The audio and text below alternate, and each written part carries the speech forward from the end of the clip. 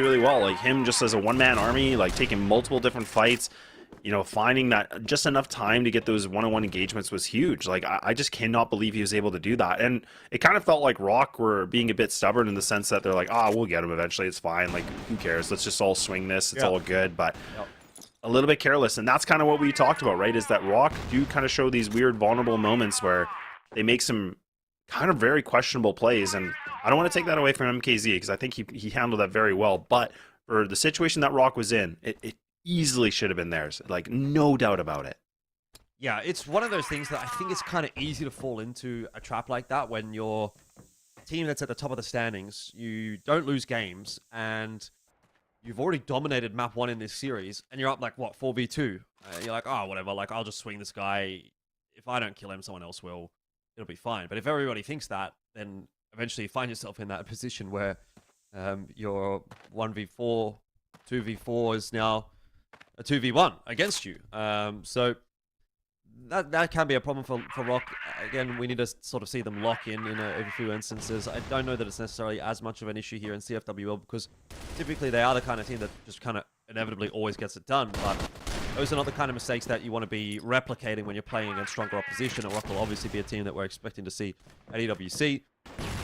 And when they're playing against the top teams in the world from other regions, they're not maybe going to get away with it in the same way that they do in CFWL. So yeah, better to just sort of practice how you want to play. So a little bit of a mishap from ROC, but don't need to get too stuck into it unless things go really pear-shaped here on Compound. And already, and it's now starting to look like it may be the case. Pietro won't full clear Slayer. He'll be able to maintain control.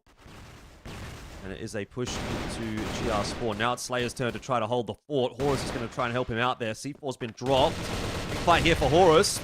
Can't manage to land it. And across the board, we've got duels being won by PingPongPals. Snare, with 15 seconds, knows that if he could deny the cross of the C4 into the side, it would make a big difference, but he just misses the timing there. HTC's got to go down here and will. Look at how low Snare is. He's got no HP at all. This should be around for MKZ every day of the week. Yeah, easily. And his angle is actually perfect, too, because now he can just kind of jump spot this. He can just kind of crouch peek of it. Oh, I was going to say maybe. He allowed that little bit of an opening, but yeah, he played that really, really well. And a more of an aggressive position here for the post plant, which is really, really good. Just, again, not allowing, you know, Snare to be able to run around and try to give himself that bigger opportunity for the clutch. So, yeah, honestly, with a duo start from ROC, now 3P have been able to put themselves in a lead. We haven't been able to say that at all in this series, so this is some good work now. 3P have done a little bit of homework. They've been able to win some good engagements, which was looking... It kind of felt like they were throwing the towel in a little bit at first, but now they're starting to really just pick up a little bit more steam, which is good to see. But this is now where ROC, again, notoriously known for a team where backs are on the boards or they're not in the lead. This is when we get to see a little bit of that magic of what they can do, and they really make games a big comeback moment. It's not too much of a deficit, but they can't let it get out of hand here. Yeah, it's getting a little bit wonky here for ROC after such a good start. A couple of rounds which definitely should have been winnable. So that's enough to start to build the confidence up for PingPongPals. I don't think that they've had any really throughout this series so far. But if it starts to get flowing, PingPongPals are still a pretty good side. Can't be underestimated. Going to attempt to push their way down A long. They'll be out in front of that smoke, which could be a little bit awkward for Horus. He was not expecting them that close. Just gets his timing wrong. Now Snake's under pressure on the site. LSY for the nice double entry. They haven't quite taken full control of the A-bomb site, but eventually they will get there. Now it's just Tottson solo who will not be able to convert a 1v3. And again, another clean round for PingPongPals, and it does seem like now in the last sort of 2 or 3 rounds, ROC are really struggling with their generally intuitive sense of timing. I mean, in that instance, you look at Horus, his smoke comes down too late, he gets pushed, he doesn't expect it, easy kill on the corner there, and that throws your whole round out of whack because the rotation then coming into the A side is going to be late. Snake's obviously caught out in no man's land, and the round falls apart from there.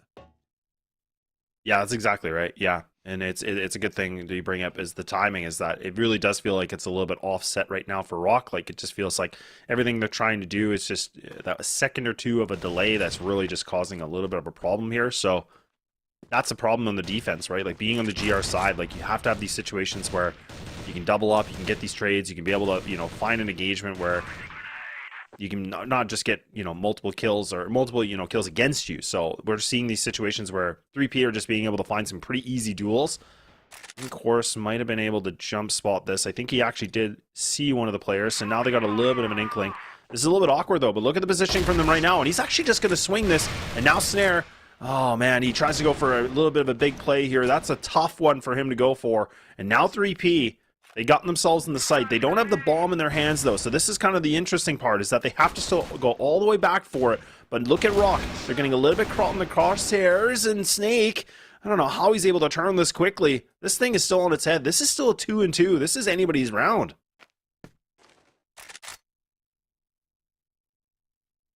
B-side control. For PingPongPals. Be easy to get that C4 as well. MKZ is going to be on his way over there. Might take his time about it though. He doesn't want to cross through middle, so he's actually going to go for a full wrap all the way back towards BL spawn to go all the way around through pillars. This is going to take him some serious time, and in that meanwhile, ROC are going to start to wonder where exactly these guys have ended up. They know that they're not on the A-bomb site, and so Snake's going to go having a little bit of a look for information. This is quite risky from him. I don't know about that. He's a little bit lucky, honestly, that Pietro has egregiously whiffed, and now MKZ in a spot of bother as that rotation, of course, is going to be coming through from Tottson. You know where he's going to end up, over towards that B site. That round probably should not have gone the way of ROC, frankly. Pietro should get that kill. They should get the bomb plant. They should 2v1 it. I think in that 2v2 situation, the question is, do you hold two separate sites, 1-1, or do you just hold the same site and you go for the 2-on-2 retake if they don't decide to pull up? Think about that in a second, though, because Slayer is on his way into middle, trying to take matters into his own hands, can only get one. Did some good damage to Gainer, but not enough to find the kill. So again, 4-on-4, PingPongPals, even on numbers, and Snare even, is pushed away from middle, or is getting some work done on A-long. Ooh, and Snare might get a good timing on this. Oh, he does, and look at that, 1 and a 2, not bad at all. Perfect timing, perfect execution onto that. Yeah, another round here from ROC. Pretty clean in this one. Nice, a little bit more polished. But yeah, we're getting right back to a closer game indeed. But right down to the dead even of 4-4. So this is the last round of the first half to see who's going to be able to take the lead. But ROC have really just been playing the game of surviving. So we'll see what they're going to be able to find. Some good utility damage though. LSY actually getting caught very early. So he's already lost a pretty good chunk of his HP very early on in this round. So good utility work from ROC, a little bit of a mixture. They haven't really gone for a full mid aggression in my opinion, not the ones we've typically seen this season. So they've been a lot more conservative, a lot more passive. They've been, kind of toying with some B main pushes really, but another nade going to get thrown. Not going to be able to get caught here from Snare. Finally does now, but oh my gosh. Just even the utility work alone is just kind of just doing so much work, and a one-on-one trade, it does benefit nicely, but now ROC, they're going to have to reconfigure their game plan a little bit here, Jordan. Yeah, I think Snare, obviously, an awkward spot for him to be playing with a sniper rifle, trying to escape. Might have been better off just trying to face for that next fight, but it's difficult to do that when you've got a sniper in your hand as opposed to a rifle to multi-frag from that position. Didn't have any backup at all, so don't really expect too much more from him there. It's just a shame as far as he's concerned, I suppose, that he's done the damage to them with the grenade and then killed one of those players that had been damaged instead of, a full HP player, for example. That would actually make this a much more favorable situation for ROC than what it is currently, but seems like not a big problem at all, as Horus will take down MKZ, which indeed was one of the full HP players.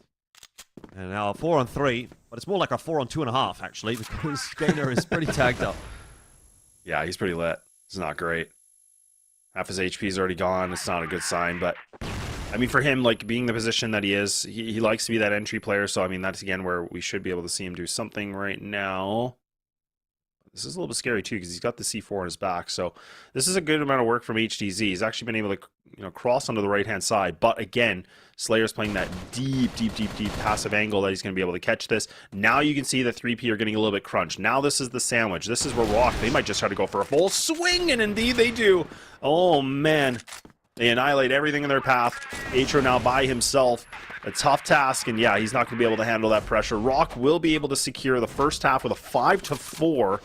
Not bad considering, they had a 2-0 lead, and then they lost it, and then they brought it back. So, all things considered, that's not terrible. Yeah, it's a little bit maybe less than what ROC would like. They probably want to get 6 there in the first half in an ideal world, but you have to work a little bit harder here in the second. Horus almost in danger of eating a few grenades to the face. Does just get a little bit of chip damage in the end.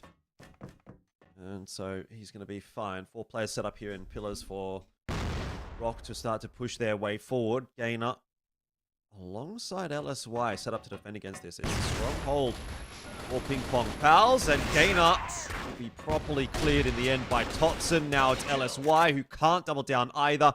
And honestly, with that, you would think that ROC should be prepared for the fact that there's nobody left on B. Like, if you're going to kill 2 players there, you would expect that there's no one else further on in B, but they're actually going to slow things down.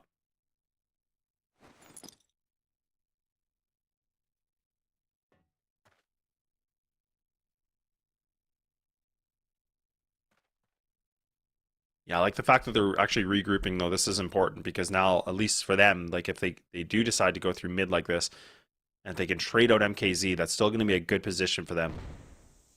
Smoke going to get thrown right now. MKZ does reserve the smoke, so he's going to be able to throw it right now as well.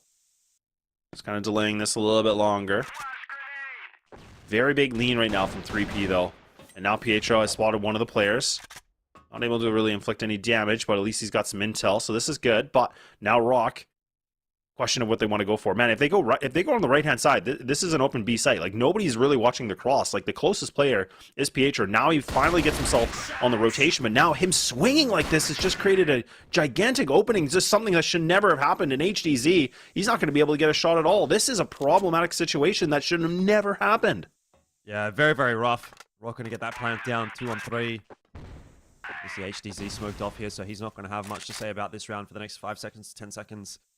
MKZ still on the rotate as well, so I don't think that's necessarily going to be a huge concern for PingPongPals at this stage, but very quickly that timer is going to dissipate. It'll be less than 20 seconds that they have to work with when they do start trying to make some inroads onto the side. MKZ just shouldering that corner.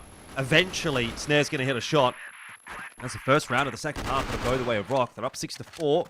They are looking in control of this map and series. Yeah, and this is in my opinion, I don't know about your thoughts, Jordan, but I feel like, again, I always feel like the GR side is a harder side for a team just because it takes a lot of coordination and teamwork, because as soon as you lose those players, it's so easy to get dysfunctional and things just really disconnecting. And that's where I think for a team like 3P, that's where it can be really much of an issue, but maybe there's going to be more issues as Tottson, man, he just mows them down, finds this triple kill single-handedly now, putting this round into ROC's hands. He's looking for the quad, running out of bullets. He's desperately looking for a rifle. He doesn't want a pistol to this gunfight. And now Pietro will finally be able to remove the threat. And now it's down to the 1v1. Snare just uncharacteristically missing these shots, and he's still hunting for the duel, and ROC once again will get it in the 1v1. Yeah, big win for ROC in the end.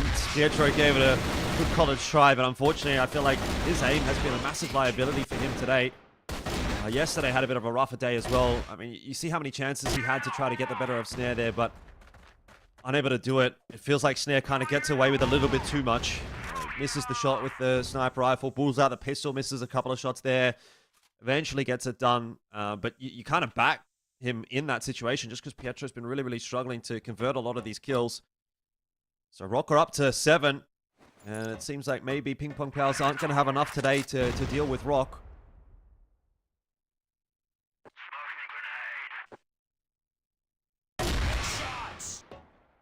Ooh, really nice shot. Oh man, I was going to say there's surely no way he's going to be able to find this double, but okay. At least the trade back here for 3P. Gainer's able to get himself onto the 10th kill.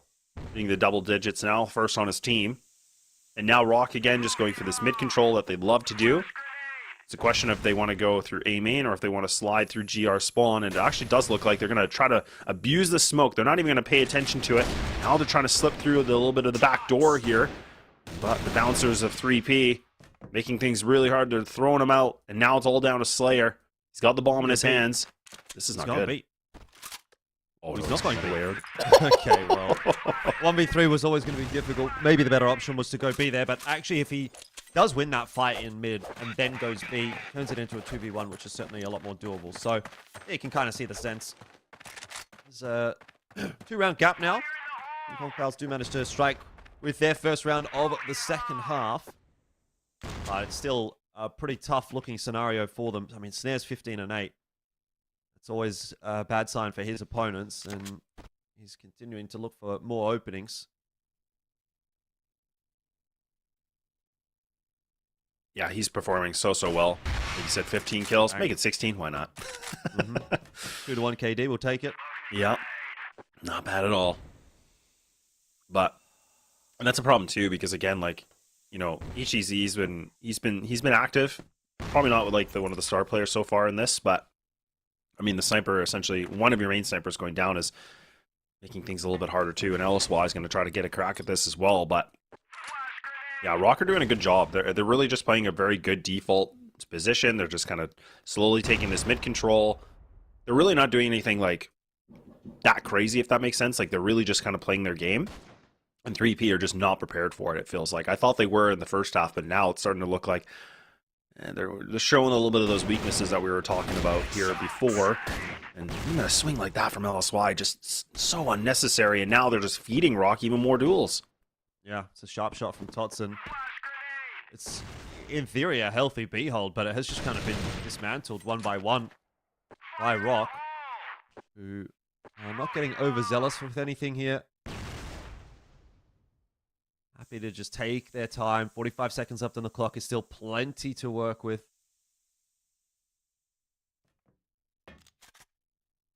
You've even got this lurk of Snare that you probably want to let activate before you make a committed push. He has now been spotted out by MKZ, so that's going to have to be the go signal for ROC. It's kind of like the game is up. Dana gets himself the opener there onto Snake. There's still a world, but the B-hold just crumbles in the end. They could have found another kill or two. I mean, Horus and Slayer are so low. That amount of HP is the difference between this round ending up being a very easy one for ROC and actually a very easy one for PingPongPals. And unfortunately, for PingPongPals, it's once again going to go the way of ROC unless Pietro pulls off a miracle here. But even with a low Horus, even with a low Slayer, he would still have to get past Tottson. And he's just got 3 players to look for. It's too much.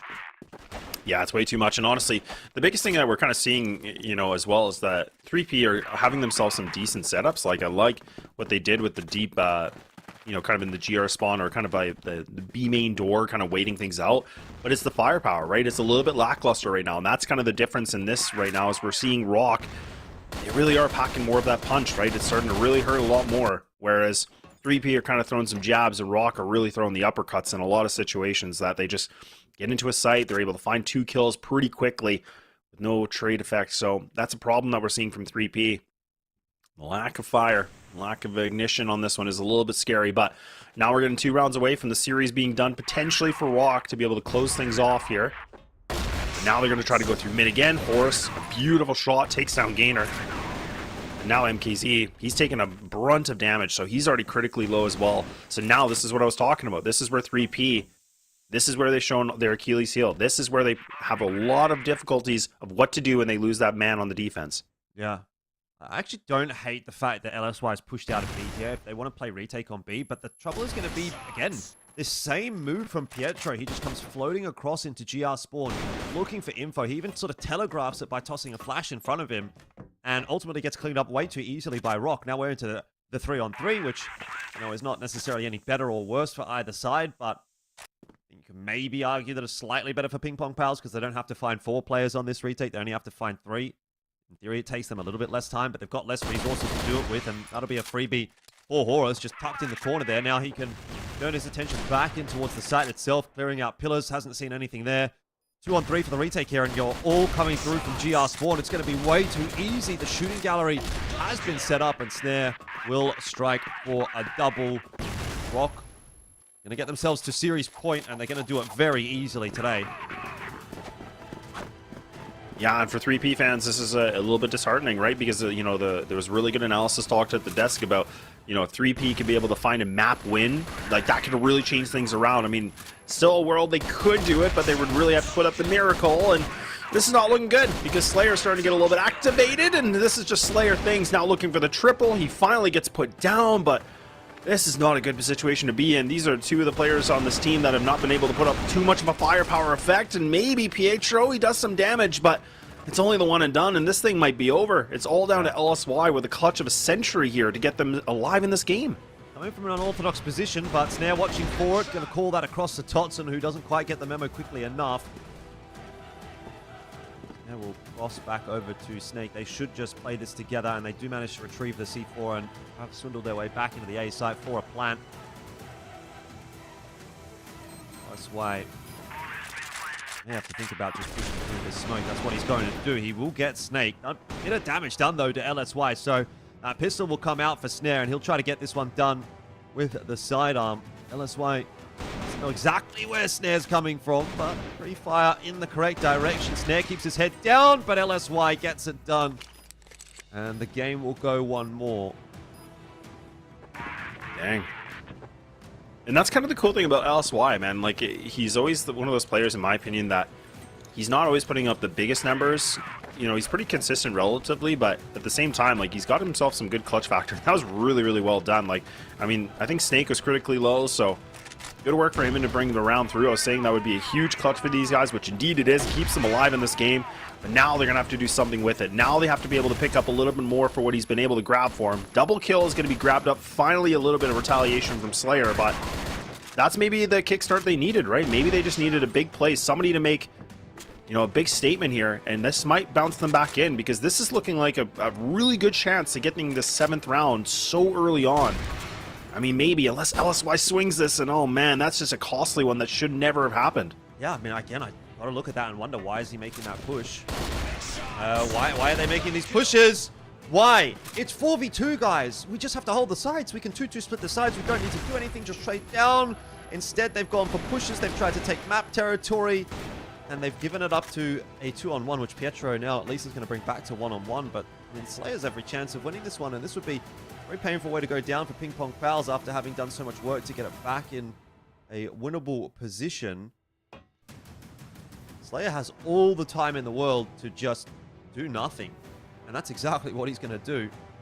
Let's sit here and wait and see if Pietro's going to make a push. Pietro will sit here and wait and see if Slayer's going to make a push. So this is going to make for some enthralling viewing for the next 20 seconds.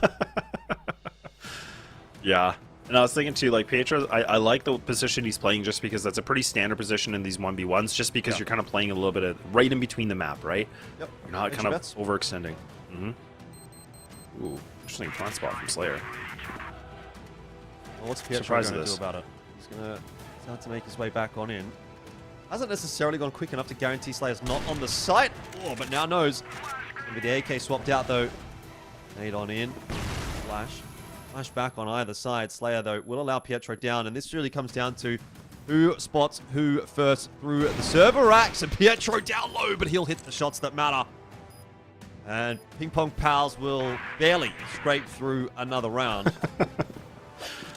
2 back-to-back clutches. I mean, you know, look, at the end of the day, a round win is a round win, right? But exactly, man, oh man, they're not pretty. I'm not gonna lie, but it's, you know, they'll take it. So that was really good work from Pietro, and that's, you know, I feel like, again, somebody that's been trying to prove a lot here for himself, and now we're gonna see if they're gonna be able to do a little bit more in this B main. They're gonna crunch it, but now, oh man, you can just see ROC.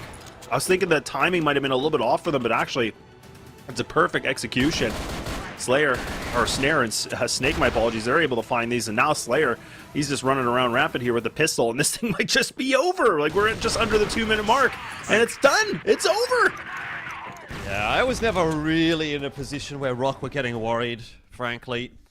A couple of clutches go the way of PingPongPals. It's nice, but unfortunately, not able to cut the mustard today against ROC, who once again secure themselves another victory that will put them to 13-0 for the season, 26-8 in terms of the map win-loss. So it's been a really, really solid season for ROC. That is their second last game. They've got one more next week against SG, but you'd imagine that they've more or less secured the fact that they have had an undefeated regular season. What that means for their playoffs run, we'll have to wait and see. But yeah, solid day at the office today for ROC. Very good stuff. Seeing them peak towards a solid level going into the playoffs, it's something that's quite nice. But of course, that's us done for the moment. We'll be back for the next match, and until then, you'll have to hear from the analysts. Thank you, Alfish. Thank you, Laz. I mean, ROC Esports, one win away from remaining undefeated in the season. I mean, it's a pretty convincing fashion as well against PingPongPals. I mean, it was a bit closer. Yeah, we like said it's going to be a bit 5. closer. Actually, it was 9-5, I guess, or Yeah. 9-4, 9-5. Then maybe ROC Esports rounds, struggled a bit. They lost. By the way, it was all clutches from the side of PingPongPals. Was you said it was 3v1 and there was 2v1 as well. Yeah. Well, Slayer died to Petro. So still. But still, it's closer than Subbase, and we expected to have a closer map than Subbase. But in the end, the outcome is the same. ROC Esports coming on top, beating PingPongPals now and revenging their loss in the first split in Compound. And now, as we said, everybody on ROC Esports, they done their homework.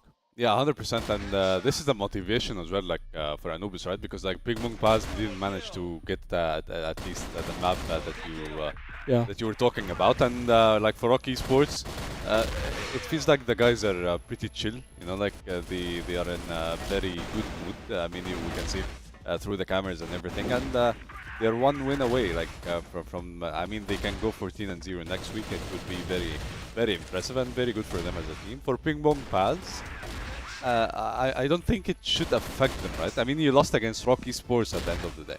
Yeah, as we said, it's still ROC Esports, still undefeated team, so we cannot come here and just ask PingPongPals to beat ROC Esports for us, because none of the other teams have done it in this season. Only so I see that we're very close. yeah, every time it was a InnerCircle that is very close. Even when GG got one map versus ROC Esports in first split, it wasn't a close matchup in the old set or just the whole games. And even split 2, I guess GG also won Compound versus ROC, but in the end, the closer games to lose it for ROC Esports were against InnerCircle. That shows and proves how strong InnerCircle, how strong are they now, and how good are they going for the playoffs. Because InnerCircle, as we said and talked about them in the first split, I guess, and maybe the first matches on the split, we said that they are not showing the best performance yet, and we haven't seen the best outcome from them. But now these guys are coming here, they prove that they can beat ROC, and they are the full and the only threat that ROC can have in the playoffs. Yeah, and they have a pretty interesting matchup for the next game. But let's take a look at the set summary. I mean, it was very close, 10-7. I mean, way closer than the first one. But like all of like PingPongPals players, they don't have like a positive KD, like neither of them. And like maybe that's what they missed tonight, right? Like the step up from like one of these players. Yes. Yeah, the step up from the individual skills, the 1v1 duels that they already showed us before, but still they want some clutches as well. But playing versus ROC Esports is very hard because the guys gives you no chance to not to kill them, but at least to trade multiple frags versus them. So it was very hard matchup for them. We've seen how ROC Esports played, how good Snare played in his picks and his aggression. Plays that we've seen him pushing along in Global Risk, pushing along, holding the site alone, and he's peaking also from main to highway, getting the kills. Snare played very good, to be honest. He's the MVP for me in this map, and he played extremely well in terms of aggression. Talking about the other players, everybody played good, even Snake. He played very good, and we've seen him one of the especially in the first map and also in the second map, because he played very good in Compound. He rotated into B side, he clutched rounds, he killed some guys in A side, rotated to B side. He's the rotator, so he's kinda everywhere in map. That's the joker of the team, that you see him everywhere in the map, trying to defend the sides, trying to get the kills, trying to hold on for the sides. So now ROC Esports, as you said, it's only one game for them. But then they're going to be going to the playoffs. And I guess in the playoffs, everything is going to be different. Yeah. So for them, as we said, okay, Slayer is the MVP probably because of the accumulative KD from... he was 3.3, I guess, in Subbase. So it's definitely a very good performance from this guy. So now, PingPongPals, as we said, it was a very good game for ROC Esports, yes. But PingPongPals, they tried to win in order to secure the playoffs. And he said something that it's true, that Anubis now have hopes, more hopes, that after that PingPongPals didn't get any map. Now it's all in Anubis's games and PingPongPals games who is going to be in the top 4.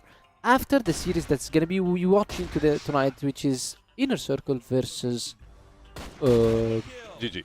GG. Especially the InnerCircle, they usually, as we said, they kinda secure, but they still need only one map. Even if they lose and they got one map, set wins or set wins for them is the one which is making them into 4. Yeah, and let's talk more about GG versus IC, because like these two teams, they are one of the most solid teams that you have right now in the league. I mean, GG and IC. I mean, IC especially, because like I feel like IC is the team that might be the team that improved the most in my opinion, because like they are scaling very good, and it feels like their curve is always going high. I mean, GG is very solid as well, but like it feels like they had their ups and downs. I mean, Spoxy coming out, Spoxy coming in, but they're looking very scary as well. So I assume it's a very close matchup. Well, talking about improvement, yes, definitely InnerCircle is improving very quick, because we said that these guys, they changed their coach, they're gonna be struggling in the beginning, but now they are maybe just trying to adapt more and more with their coach strategies. But still, GG, as we said, yes, they are very good, but in my opinion, InnerCircle now, they have some kind of good structure. But the thing is, it's not in this matchup the strategies that shapes the game or makes you win the game. It's the mental, because usually InnerCircle falls mentally versus GG. They cannot beat GG mentally, because mentally GG have the upper hand. They are the team that's always favored in the series. They are the team that always beat in InnerCircle, most times beat InnerCircle. So InnerCircle, I guess their opponent today is GG and their mental. If they be able to beat their mental tonight and go through it, that we can win GG and we have the guts to win GG, I guess it's going to be 2-0 for InnerCircle based on the past performance from these guys and how good they played. Yeah, I mean, the monster on the screen right now is Spoxy, and I mean, of course, Alucard, but like we talk a lot about Spoxy, how he might be the best, or like he is the best. Yeah, he's definitely the best right now player in the West League right now.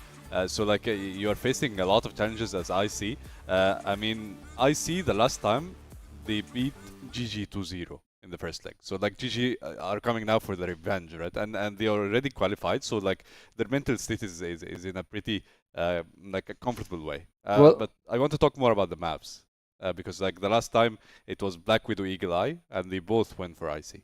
Well, Black Widow, as we said, InnerCircle is very good in Black Widow, but also GG is very good in Black Widow. But we cannot just talk about the last series, because last time it was the downfall of GG. Yeah. They were beaten by 3 teams in a row. True. So even when they played Anubis beat them. So it was not the best week for them. They had a very tough week. And this was their downfall. Maybe. And after that, they had Spoxy. Spoxy had issues, and they had to replace him with Dane. So the stability for GG is not there. But InnerCircle, their curve is going up. Yes. So these guys, maybe if we're going to be talking about the maps, we cannot mention, oh yeah, InnerCircle beat them in Black Widow last time. They beat them also in Eagle Eye last time. Last time you cannot talk about it because GG was not fully formed, and also InnerCircle was not fully formed. Both of them now fully formed. So if you say Black Widow, yes, we can see Black Widow because both of them are very good in Black Widow, and also we can see Eagle Eye because both of them play Eagle Eye very good as well. Yeah, and GG managed to get the revenge against Anubis, so let's see if it will be the same against IC. Let's take a look at the map V2 to see what maps we are having in this very intense matchup. Yeah, we have Eagle Eye, Black Widow again, the same two maps, and Compound as the decider. I mean, it's pretty interesting. I love to see these two teams having the same map again, because like it will be like the spicy matchup rematch. It will be the same environment. Exactly the same rematch, but just different date. Yes. So because as he said, I was pretty sure that they're gonna be playing the same maps, because this is the strongest maps for both teams. Yeah. So what you're gonna be playing? InnerCircle, they don't play sub base, and also they don't play New Mexico. So the GG usually bans Ankara, and they're never gonna be playing them in port, because their port maybe is kinda good. InnerCircle's port is kinda good. So in my opinion, Eagle Eye, yes, GG are better on Eagle Eye, but Black Widow and Compound, I say that InnerCircle have the upper hand in those two maps, based on the past performances, and also seeing how GG struggled versus Anubis yesterday to close the game. Although they had a lot of rounds to be closing it versus them, it was 9-4, then 9-6, and also then going back to the 13-9, and still not able to win any of those rounds on the blacklist. That means that GG have a lot of issues on blacklist Compound. So in my opinion, GG have a very high chance in winning it 2-0, but InnerCircle, they might be able to win 2-1 if they win their own map pick. Yeah, and like InnerCircle, I feel like at first we were talking about Jinzer, he was like catching all the spotlight throughout the IC games, but like in the recent games, and I feel like this is the power of IC. This is the transformation of IC.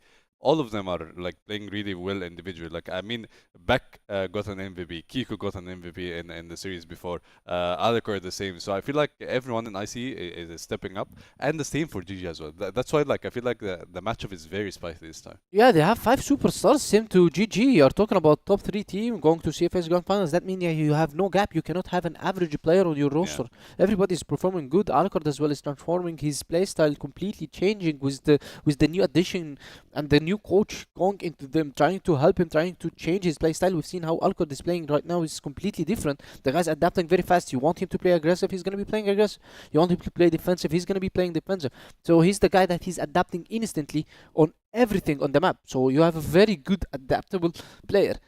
That's your key element player. Alucard, which is everything is being built on his shoulders, starting from Knights, which were a team in the middle table, and then Alucard stepping in the team with Petro and making it one of the finalists in the grand finals, representing our region. So now you have Genzer in addition, one of the best German players, and also he's actually was the best EU player as well. So you have 2 core elements additions in your team. Beck, yes, he's calling, he's starting to call, he's not the best in calling right now. He sometimes have some ups and downs, but still he's consistent in his call. He knows, and he have a structure because of his coach. So it's 5 superstars. Talking about GG, it's exactly the same. Spoxy, the top performing player in West League. Flex, one of the best callers in the West League as well. And maybe he's a bit more experienced than Beck, because Beck has just started recently, competitive and start calling compared to Flex, because Flex is playing since long time. So now it's the matchup of 5 superstars versus 5 superstars, and they both have the stability right now. GG didn't have the stability back of the week 4 and 5. 3, 4, and 5. I guess they didn't have stability. Yeah, 3 they lost 3 games. 4 and 5, 4 they played without Spoxy. 5 Spoxy came back, and then they kinda are stable now. InnerCircle the same. They had a very slow start, and they started improving. They started having better weeks. They started getting their wins, beating Anubis, which was their direct contender for the EWC. So now they are more stable. Both teams are stable right now. Yeah, 100%. And I want to talk about, I mean, we said that like both these teams have a lot of stars. But like when it comes to Spoxy, I feel like you need to lecture your team how to play against this guy, because like he's a monster. So how can you stop it? Like if you are from the IC side, how can you stop Spoxy as a player? How can you control him inside the game? Well, any sniper, any very good sniper, even talking about Spoxy, Snare, Alucard, Sad, any sniper in the West League, if you want to be stopping a sniper, then you need to not to give him the picks that he wants, and to let your sniper to face him. You want Alucard to be moving and trying to pace Spoxy around the map. If Spoxy is going into his side trying to get a pick, then Alucard needs to do one of 2 things: to deny this pick or to get another pick from the other side. Otherwise, Spoxy is going to be moving in the map, getting the picks for his teammates and give them their advantage. And that's how Eagle Eye has been played right now. You do not have every round the full strat that you're going into execution, a side or beside. You rarely see the teams going into beside, because it's very hard crossing hotel. So you need to get pick on the bridge, pick on the underbridge, maybe pick on the hotel, pick on a top. So you usually see Spoxy on the global risk. He's trying to get picks. Flex from the global risk, start to peak and get the advantage. And in the blacklist, Spoxy is going, trying to get the kills on hotel, get the advantage for his teammates. So Alucard needs to be denying this information or trying to work on the other map. Yeah, I mean, let's see if IC is gonna repeat the same score, or will GG get the revenge. Elfish and Laz, you have the mic. Yeah, let's find out indeed. I have to echo a lot of what was said on the desk there, that this does feel like it really could be a big question mark of a matchup. You know, I think it could go either way. I think both teams have had good moments this season, bad moments this season. I'm really not sure which way this is actually going to end up going. Last time they did play, it was a 2-0, but it was a very close 2-0, Laz. So I'd be expecting, if we're going to get any close matches today, it would be this match. Yeah, no question about it. And honestly, I think for me, like, I'm going to lean a little bit more on the InnerCircle side here, just because I do feel like they've really gotten better and better as the season's progressed. And to be honest, I think Gaimin Gladiators have done a good job to obviously secure themselves in the top 2 conversation. But I do think they've had some really weird performances. We've seen, you know, instances where they lose rounds that they should not lose. So this is where I think, you know, it is going to be a close one. It definitely will, but we'll see. We'll see if, you know, the GG team is going to be able to perform the way we think they're going to, or if InnerCircle are really going to be able to pull a little bit of a surprise. But either way, kind of going the way we thought. It's a little bit back and forth we go. Awesome's down early. Kiko goes down. The IGL is going to be removed here from Gaimin Gladiators. Raffin has been really playing well. I don't know if you've been able to see this, but it's been something I've been impressed with, right? Yeah, I think last season especially is where he really started to come into his own a little bit. Like, he was always a good player, but I think last season, so basically all of 2025 has been a year where I think he's really elevated himself individually. So that's been impressive to watch. I am glad, by the way, that we're getting an Eagle Eye out here. It's one of the few opportunities that we do get to see Eagle Eye is when these two teams play, because they do both like to play this map. Yeah. So it's going to be open in the pool, whereas most teams are more than keen to ban it. So far, the start pretty good for Gaimin Gladiators. Zane taking the head off of Jin as well. He's looking pretty sharp. That's a nice shot. And Alucard left alone.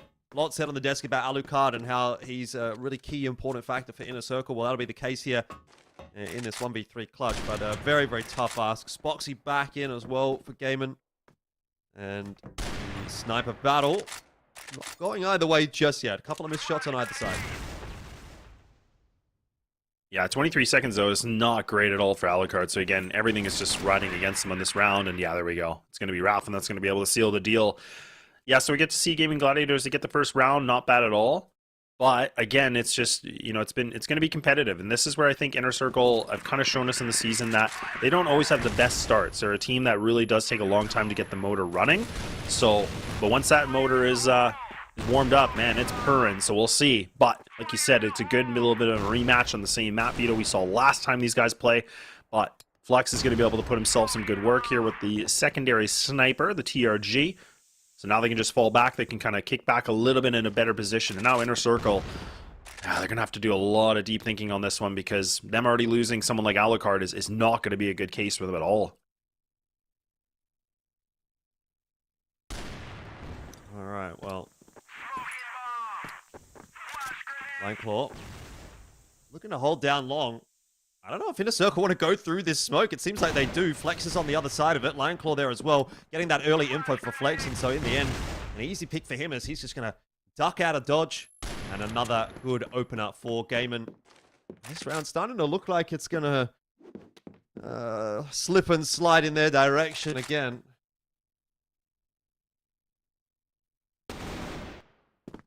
Not bad from Kiko, though. Nice little bit of a quick kill. It's not bad, and now he's trying to get some good footing on this, but Lineclaw is just on the other side. Is IC really going to commit to this, though? I mean, they still have a minute. They have lots of time, but it's kind of going back to the original point you and Nao were talking about, is that, look, like, you got to take advantage of the real estate you've been able to grab. So it's a good thing to see they're actually committing to this idea. So the nades are going to get thrown. Very nice shot from Jin, but is that going to be enough? And now it's all just down to him. He's putting himself in full effect here with the sniper. He's been able to find some multi-kills. It's down to the 1v1. Now him versus Spoxy. And Spoxy's definitely a dangerous threat right now, and he's just jumping around like a gazelle. He's just trying to bring the pistol, and this is a bit of a Western standoff, and there it is. Spoxy again pulls up the clutch factor. Yeah, you got to give some credit, though, for InnerCircle being able to bring it that close. It was a 3v5 at one point, so it's a good shout, and something that I think Gaimin do have to be very, very aware of is yesterday they were horrible in those, let's say, 2vx's or 3vx's. They lost a 2v5 and a 3v5 yesterday. So, I don't know, it's just something that Gaimin, you know, maybe having a bit of trouble with lately. Would like to see them try to sort of shore up a little bit in this match today. They almost lose another one here. Maybe not in the same dire circumstance it were yesterday, because those were very, very close maps. In this instance, obviously, it would have been round 2, so it's maybe not as big of a deal at that stage, but yeah, I was not super impressed by that from Gaimin yesterday, and if already I'm seeing a possibility of it happening here again today, have to make note of it. Yeah, absolutely. It's a good note to bring up, because that's kind of like, you know, that was my thoughts too going into this, is that, like, yeah, Gaimin Gladiators are definitely a team that, of course, they're sitting on that second place right now. They're doing well, but the performance seems to be very lopsided at times for a team in the placement that they're in. So that's what's been very questionable, but we'll see if they can maybe prove us a little bit wrong here. And this is where InnerCircle have done a really, really good job being able to bring games back into their favor, but it's not looking like this is going to be the round of the case right now, because they're down to 3 players again. And Jin seems to be the player that's just putting up the most kills. He's the one that's trying to find the most influence in the server, trying to create some openings right now. So we need to see some more players step up right now.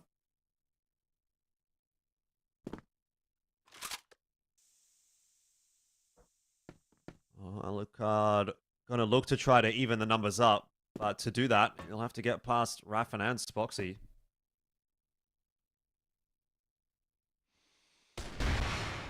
Spoxy, nice shot onto Alucard.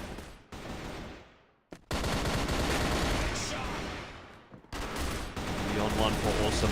Very unlikely to get anything done. So another one for Gaimin Gladiators, and they are really looking quite solid today. Yes, a little bit of a speed bump in round 2, but by and large, they have definitely looked like a better team eye test-wise.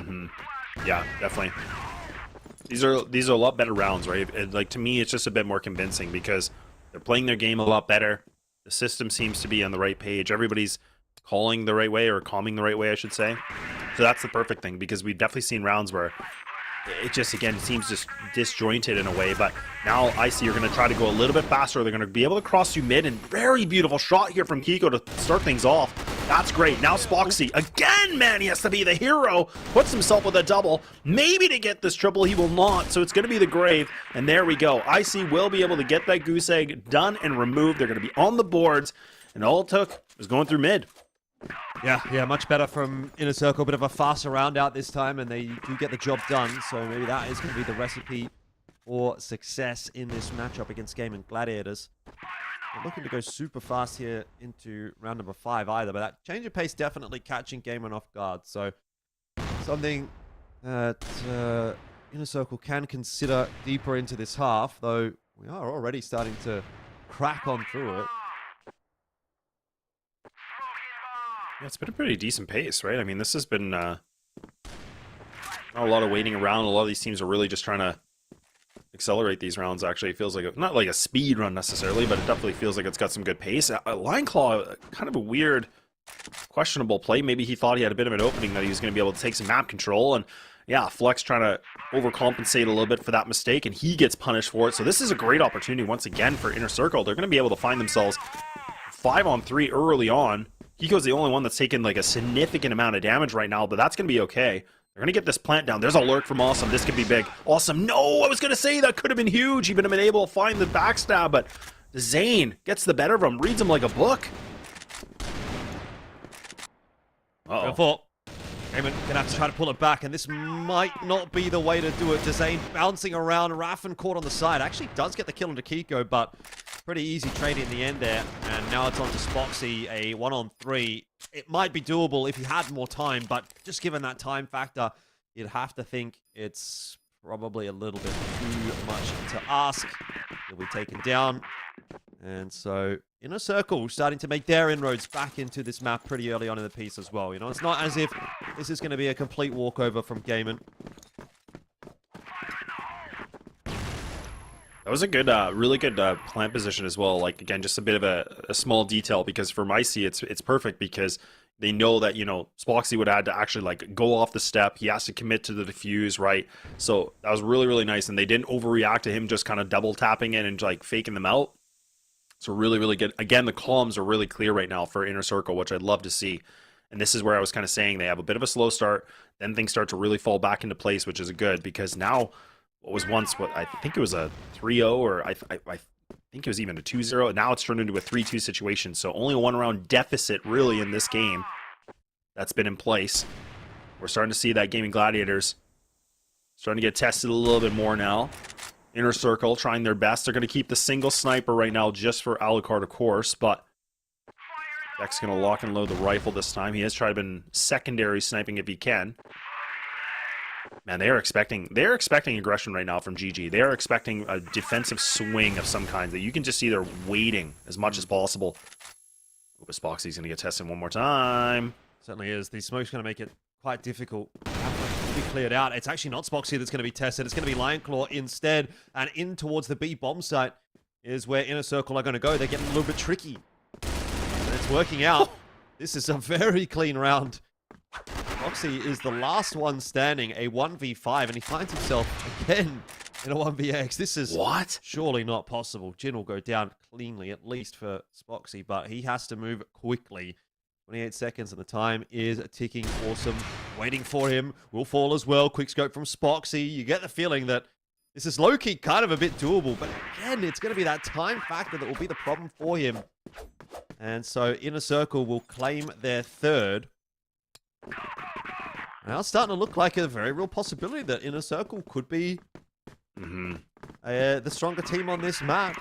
Obviously, 3-3 the scoreline. It is Gaimin's map pick, though, so InnerCircle will be happy with the proceedings so far. They're able to run down Rappen, but Zane and Spoxy at least have something to say in this round. That's a big aim duel one, though, by Awesome. A 2K for this round as Jin cleans up one more. And we're back into yet another 2v1. This nade could be big over the top. It's not going to clear Jin up.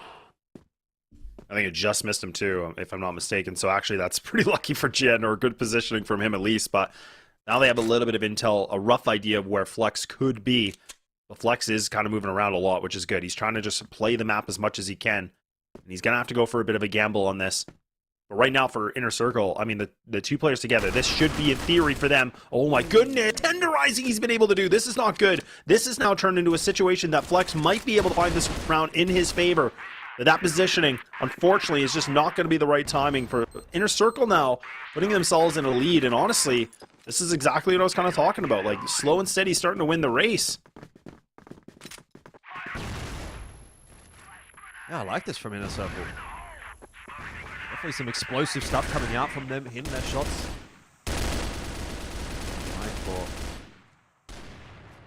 Tasked with the hold on the bridge for the moment, getting some small exchanges. Flex is going to be sent inside of that smoke, and he's going to run amok.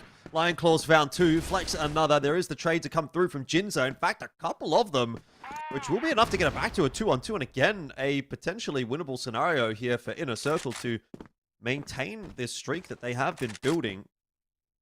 Awesome's going to opt to go for the TRG. He's a capable sniper.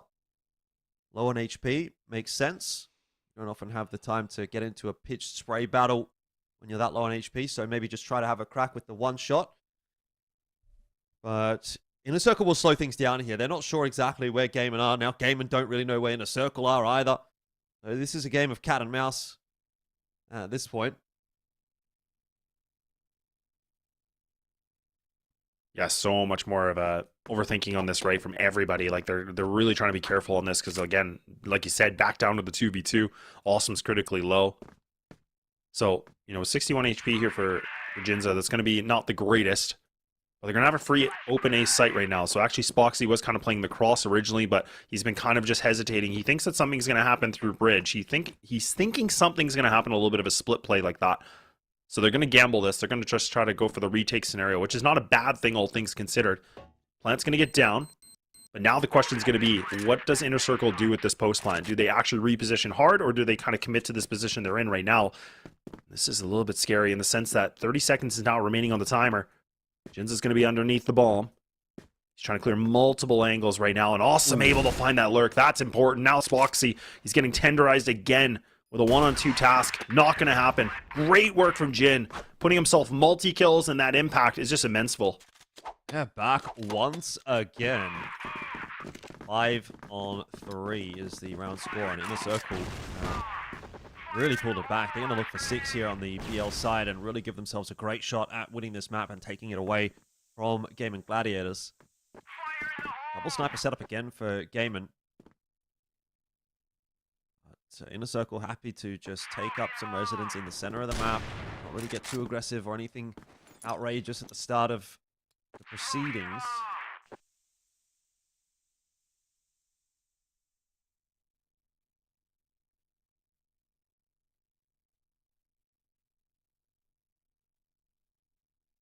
It kind of makes me wonder if, Gaimin Gladiators, if they were going to try to, go for a bit of a big play on this, right? Like maybe try to put a little bit of pressure on a part of the map. But you can see that InnerCircle, they're expecting this. Like their full setup right now is expecting aggression. So they're just going to sit back, wait for something like that.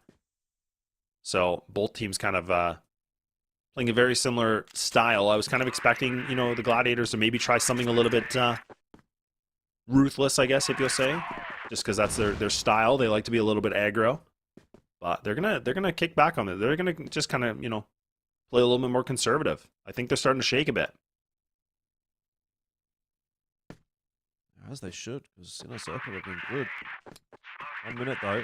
InnerCircle going to have to start making their move, and some Smoke's going to go over onto the A side. Beck will get a clean entry onto Raffin, who was flashed out. Looking for more, doesn't quite manage to make it up the stairs onto the side, so Spoxy will remain safe until he runs into Alucard's line. InnerCircle are looking incredibly well drilled on this map. You can just see from their setups that they know where their opponents are going to be coming from. Flex will get the better of Jin, gives him a couple of taps to let him know what it's all about. But still not going to be able to save the round, so InnerCircle get a 6-3 lead on map 1. This is really nice, and honestly, I kind of like that. I mean, you know, Jinza like going for the knife kill. Like, I mean, it's a little cheeky, but that's exactly like something Flex would do too, right? Like, it's such a troll. So, I mean, it was a little short that he couldn't find it, but man, a 6-3 first half is great for InnerCircle. The fact that they were down in the deficit, Gaimin Gladiators couldn't find a round after that, right? It was a 2-1 in their favor, back-to-back, then they got the third, and then they've essentially lost out that whole half. So InnerCircle, once again, did a really good job of just, despite getting, you know, a pretty bad start, they were able to bounce back into the game pretty quickly. And they're still continuing in these ways. And look at the aggression from Kiko. He's fully confident on this. He's committing to it. Him and Alucard single-handedly now are just removing everybody from mid and long. Nobody's going to be able to pass. And now Tottson tasked with a 1-on-5, which has turned into a 1-on-4. And this has got to be impossible. There's just no way he should be able to find this. Like, Jin's close on his heels, and it's done. It's over, and that's a 7th round grabbed here from InnerCircle. Wow, I mean, what happened? This game feeling like a really close one, too. All of a sudden, InnerCircle are just rampaging through Gaimin Gladiators, and I don't know if there's going to be a way for Gaimin to slow this down on this map. Is it too far gone already? Well, if that's the way things are going to play out to start this round off, then the answer's probably going to be yes. Foxy will pull one back. There's still going to be a contest. But Kiko can't get out to safety. I think if InnerCircle are going to go for that play, they may as well all commit to it. Because if you leave Kiko there on his own, well, he is kind of a dead man. And that has ended up equalizing things in the 2-on-2. So it's not quite as exciting for InnerCircle as they might have hoped, given the start to this round.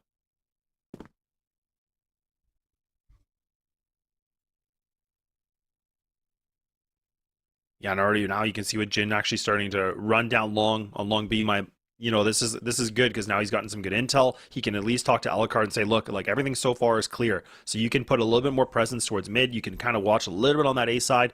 Potentially you can see he's now repositioning himself. He might even, is he going to go through tower? That's going to be the biggest question. He's kind of expecting somebody to be lurking on the backside here in house, but not going to be the case at all. It's actually now where you can see Spoxy. He's starting to get active. He's starting to push all the way through. He's starting to run through B. He's getting this intel. So now he's going to be able to communicate to his teammate. Look, the coast is clear. Like, I can't find these guys. So they're kind of in mid. So I think that intel is there.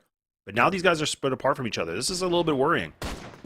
Alucard will spot out Tottson. Spoxy's going to have to start coming back across shortly.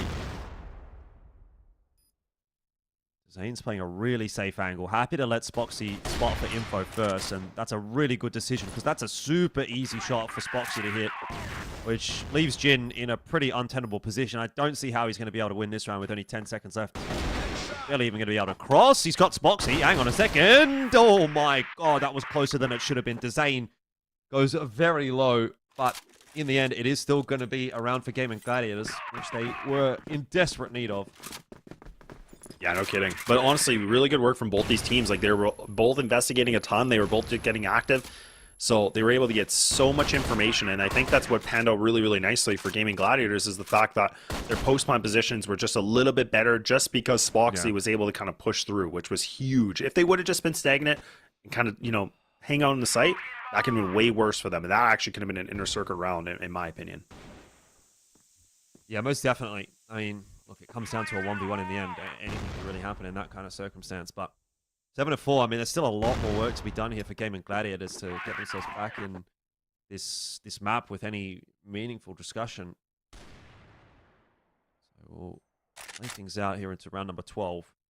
A much slower start to the proceedings this time around.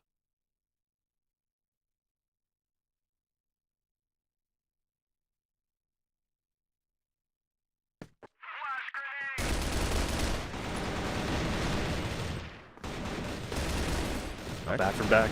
Yeah. Yeah, he's got himself two. Another one, actually. A third for Beck as Jin will also claim a kill. And it's down to just Flex. So again, just as some success starts to come through, creeping in for Gaimin Gladiators, it's very quickly ripped away from them.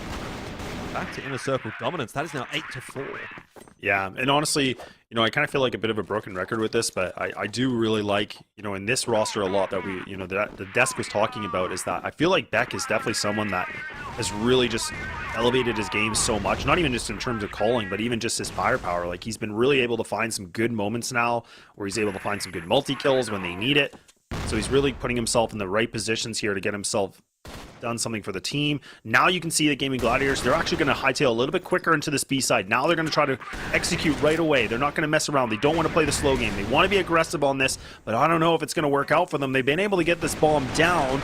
They have to be able to win this engagement as Boxy goes down early. Lineclaw now trying to get a little bit of revenge, and he does. This is back and forth, and now the advantage is going to be in favor for the Gladiators, and it is just down to Beck. The man I was just talking about, he's in the moment to shine. He's going to have to move quickly, but his benefit is that they probably don't expect him coming through from this angle. They've seen two players that they've already killed two there. Lineclaw going to go and hunt for that info, but flash over the top, smoke rather over the top. Doesn't matter, Beck going to go down anyway. And it'll be another one for Gaimin, so they are going to stave off defeat for a moment. 8-5.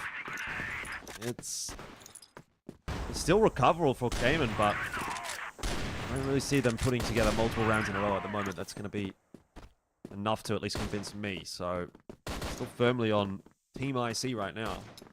Yeah. Again, I feel like they've just gotten better and better every time we watch them play. Like, it just feels like all the mistakes that they did, you know, in previous series or the previous weekends, they really do the homework and fix it for the most part, right? Whereas some of these teams where we talked about the ROCs and the Gaimin Gladiators and other teams that are in that top four, where we still get to see a little bit of those inconsistencies at times that just cannot happen, right? So IC have definitely given us a lot of, you know, they like to do their preparation. They like to get themselves some good homework and being the big contender, considering last season wasn't overall the greatest, I think, for them, but now things are looking a lot better. But we'll see. Find out. 8-5 still. Full execute now from GG. It's going to be Beck once again to be able to start things off nicely. Trades just back and forth for both these teams. It is going to pan out nicely here for the time being for InnerCircle, but oh my goodness, that was awesome still alive. Yeah, I don't know how he survived as long as he did. It didn't end up getting more out of it, though. Maybe a little bit more damage, which has put Flex into Zane reasonably low. Does make a somewhat more retakeable situation for Kiko and Jin. Jin's going to miss that shot, though, onto Zane. A tough one, of course, to connect. It won't be the same for Kiko, though, as he will finish one off, but loses his own life. And in the end, it's down to Jin solo. He knows where Spoxy is. He's got that USP in hand, and he's doing the damage. Spoxy, though. What? Jumping across will get it done and keep it alive for Gaimin Gladiators. Not bad at all. Honestly, though, like, this is what makes me a little bit worried is that, like, you know, it's so fun to see because that's what we talked a lot about, and the desk has talked about Spoxy's effect in the server.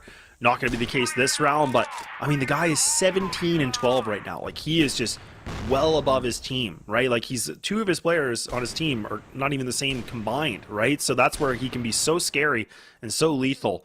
So him going down this early is really important because now InnerCircle take a little bit of a breath, realizing this could be a really good opportunity right now because he has been the clutch player for them. He's the guy that's really been putting up a couple rounds in these scenarios.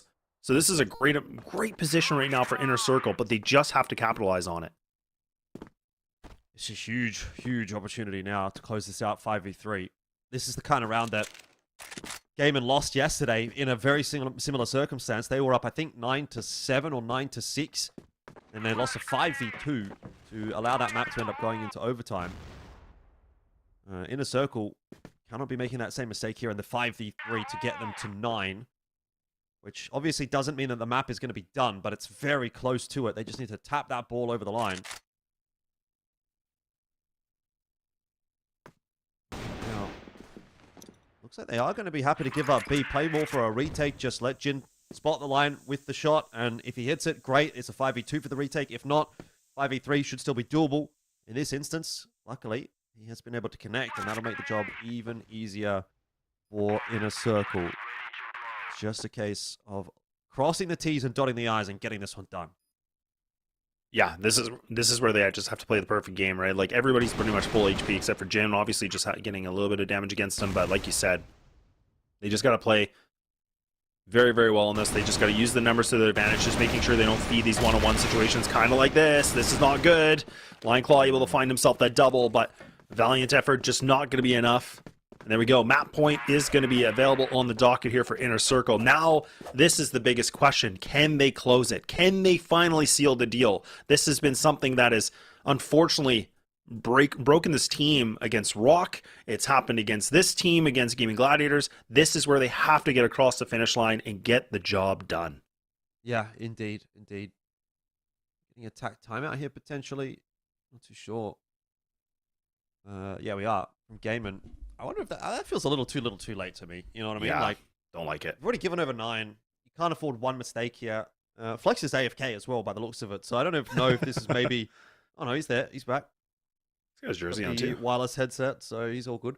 I was going to say that InnerCircle did beat Gaimin Gladiators earlier on this season. It was a 13-12 that they won on Eagle Eye, and then a 10-6 on Black Widow. So a very, very close 2 maps in that series.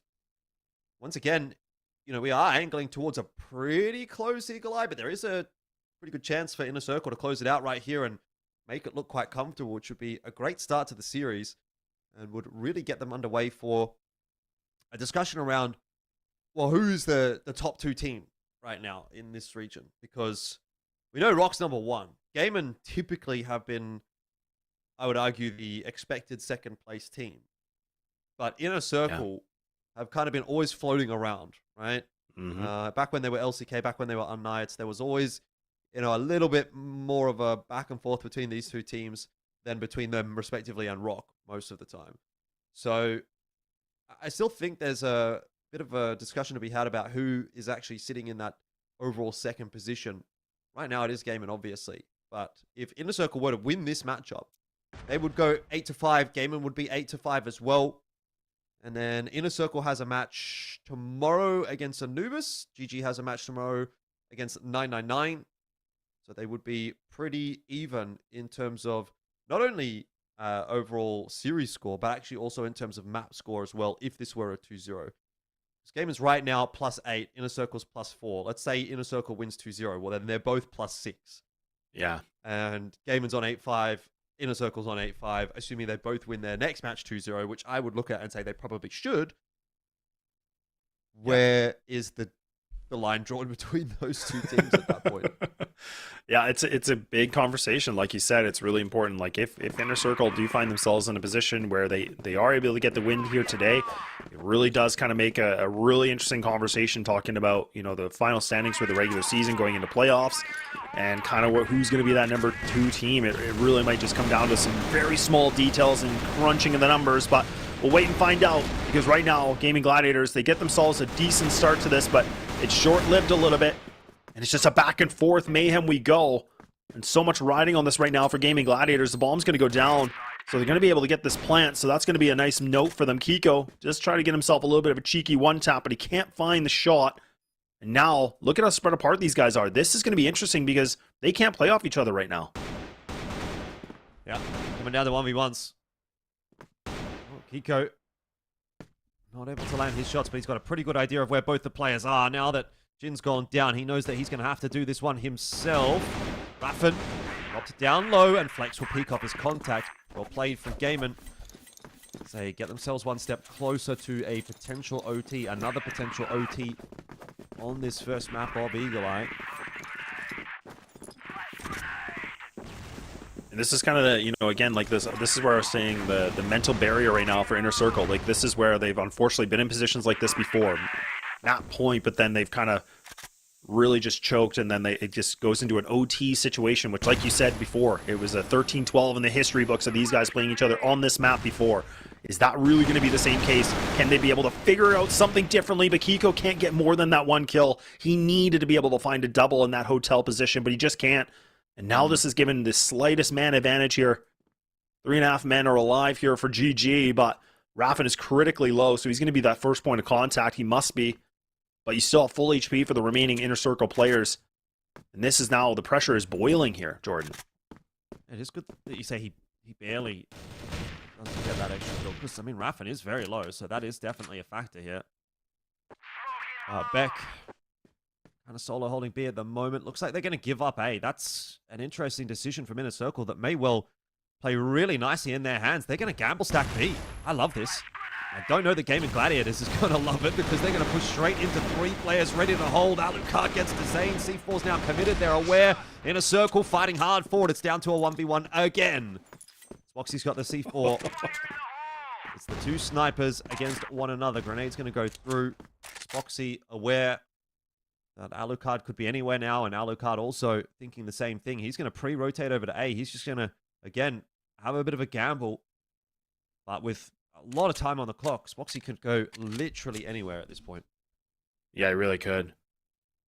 And this is the thing, like, he's got some time to work with. Like, not a ton of time, but at least he can play a little bit of mind games. And this is where Alucard, you can tell he's trying to just think. And this is where he has to kind of go for a bit of a gamble. Like, you just got to stick to one and then just go for the rotate on this. And that's exactly what he's going to do. Spoxy's going to be able to get this plant. The question will be, where does he want to go for the plant? He's actually still going to press forward a little bit on this. Oh, this is cheeky. Oh my goodness, these guys are playing a little bit of cat and mouse on this. This is nuts. This is 10 seconds. Yeah, he has to go for the plant. Now, Alucard should know. He's going to have the full intel of this. It's down to this, Jordan. Yeah, but still he doesn't know exactly where Spoxy is. Close on the line, and Spoxy will get it done. Again, Gaimin are going to win themselves a clutch. They are only just keeping themselves in this fight, but they are still in the fight. 8-9. Be a heartbreaker to lose this one in OT for InnerCircle, so they're going to be very keen to get it done in this round. A faster play from Gaimin straight in through middle. A side's going to be tested. Raffen leading that charge. Awesome. And Beck combining for a couple of kills to start things off. That's all they're going to be able to offer on this initial defense. Alucard, pistol in hand, can't seem to land his shots. We're back to a 2-on-2 as the riflers come through for the rotate. Kiko and Jin eventually decide they've lost the site. They're going to give Gaimin some space to plan that C4 and then think about negotiating the retake. Yeah, and this is just, I think there's some nerves on that too, because again, like, Alucard in that position should have been at least able to find this one kill. Plant's going to get down. Now Jin's been able to get himself in great positioning. Look at that, right behind enemy lines. Now Spoxy by himself on a 1-on-2. The kid's been able to do good things, but can he do it now to keep them alive in this map? Jin just hunting for him. He's playing the high ground. He's looking everywhere. Spoxy trying to be sneaky, and there's Jin to be able to spray him down, and InnerCircle will be able to seal the deal. They don't got to go to overtime. They'll get this thing done with a 10-8. Yeah, big grin there from Alucard. Maybe a little bit too close for comfort, but InnerCircle to uphold their end of the bargain and get map 1. That is now 3-0 essentially against Gaimin Gladiators for this season, so maybe InnerCircle have kind of cracked the code against this team. They've definitely had their struggles against the rest of the pack in some senses. You know, they've lost some games which you wouldn't expect InnerCircle to lose, but at least against Gaimin Gladiators, who is like their almost direct competitor in this league, they have a pretty good track record so far, and they're going to try and continue to improve upon that. But getting the win there, obviously a great start. They have to move into map 2, but the good news is that's their map pick. So everything on offer here for InnerCircle in this BO3. We'll hear from the analyst desk, and then we'll be back when map 2 is ready to go. Gaimin Gladiators still struggle to find the win against IC. They are 3-0 against GG, and like Eagle Eye, the last time it was very close, and this time it was very close. Yeah, it's very close and comebackable map for both teams. Yeah. We've seen GG starting very strong, 2-0, almost won 3-0, but then suddenly, out of nowhere, InnerCircle 6-3 first half in a fashion, doing very aggressive style, playing for the picks, playing for the controls, and doing everything on Blacklist. To be honest, InnerCircle on Blacklist played very, very good. Okay, they had some weakness points on their defense, because we saw their defense side, we saw even GG, they took the tactical pose and then they won 3 rounds, or almost won 3 rounds in a row. Just Jinzer, the sneak that he did on the stairs, coming behind the player on the top and then almost losing it to Spoxy. We just had a very, very good game between both teams. Yeah, man, and I feel like Spoxy whenever like he's the last man standing, and I feel like it happens a lot of time. Like I always see Spoxy the last one standing, and like it feels like you like whether you get rid of the whole team, if Spoxy is alive, it feels like a threat always. Like every moment, like this guy is against you, it's very stressful, and you can see it in multiple situations. And I feel like, by the way, like this is the main reason GG. Like I know the game was close, but like during the first half, I felt like Spoxy was the only one logged in from GG. Like looking at the KD, even like he was like 17 and 10, and everyone else was like having like struggles on fighting some kills. And I think this is the main reason. I feel like GG logged in, yes, after the timeouts, but like it was a bit too late. I mean, IC had a very good advantage to deal with at GG. Well, I guess it's a bit too late since the first half when it went 6-3 in favor of InnerCircle playing on the blacklist on Eagle Eye. Okay, Eagle Eye sometimes it's good on blacklist, sometimes it's good on Globalist, but what we are sure of that blacklist on Eagle Eye is not that easy side for you to be able to sides to push and everything. So Spoxy, he had a very good game on the Globalist, yes, because he's a very good anchor in the side. He knows how to get the kills, he just shut down whoever is pushing versus him, and it's one of his best maps, by the way, and he has some iconic multi-frags on A side on Eagle Eye. But now, InnerCircle, he just played out of their minds. Yeah. He played very good on the blacklist. That's why I'm saying the blacklist side from InnerCircle was the main reason for them to be able to win this map 10-8. Yeah, and looking at the KD, I mean, Spoxy is way above everyone else. I mean, he was trying his best to get GG through the first map, but like it was a bit rough for him to finish it out. And on the other side, this is what I was talking about, by the way. Look at Kiko, look at Beck, look at Awesome, everyone, Genzer, even Alucard had his moments as well. Like everyone in IC, like they feel logged in, they feel very ready for this matchup.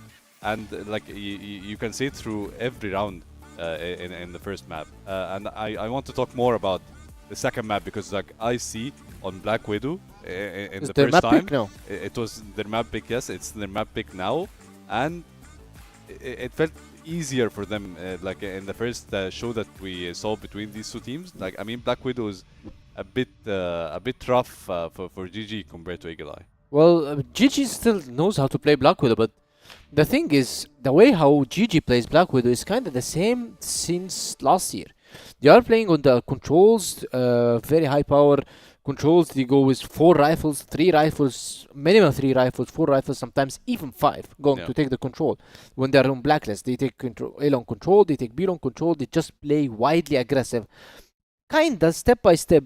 InnerCircle, which was former Knights, they tried to adapt versus such play style. So it started playing maybe a bit passive and trying to capitalize on the mistake while they're taking control, but this is not working anymore. So Kevin came and he tried to change, their coach. He tried to change. So now InnerCircle also playing aggressive. They're going for the control. And we've seen how Jin is always taking water control single-handedly solo without any utility usage. He just sneaks, he waits, no one is taking water control. I'm gonna be just jumping on bridge, taking this control and letting my teammate all play around A side, so I have a favored and early information on B side. So the way how InnerCircle plays Black Widow now just is a very good counter for GG. But still, GG, their firepower is very good. And you mentioned as well that their KDs is very good, because now InnerCircle is having a firepower. The guys are showing power everywhere in the map. They are trying to go for the gunfights, they're going for the 1v1 duels, they're going for the trades, and they're going for everything. So InnerCircle, they're doing everything perfectly, but still GG is a GG. So Black Widow, GG also can win. Okay, so a prediction, 2-0 or? 2-0. Okay, 2-0 for IC. Let's see. Elfish and Laz, you have the mic.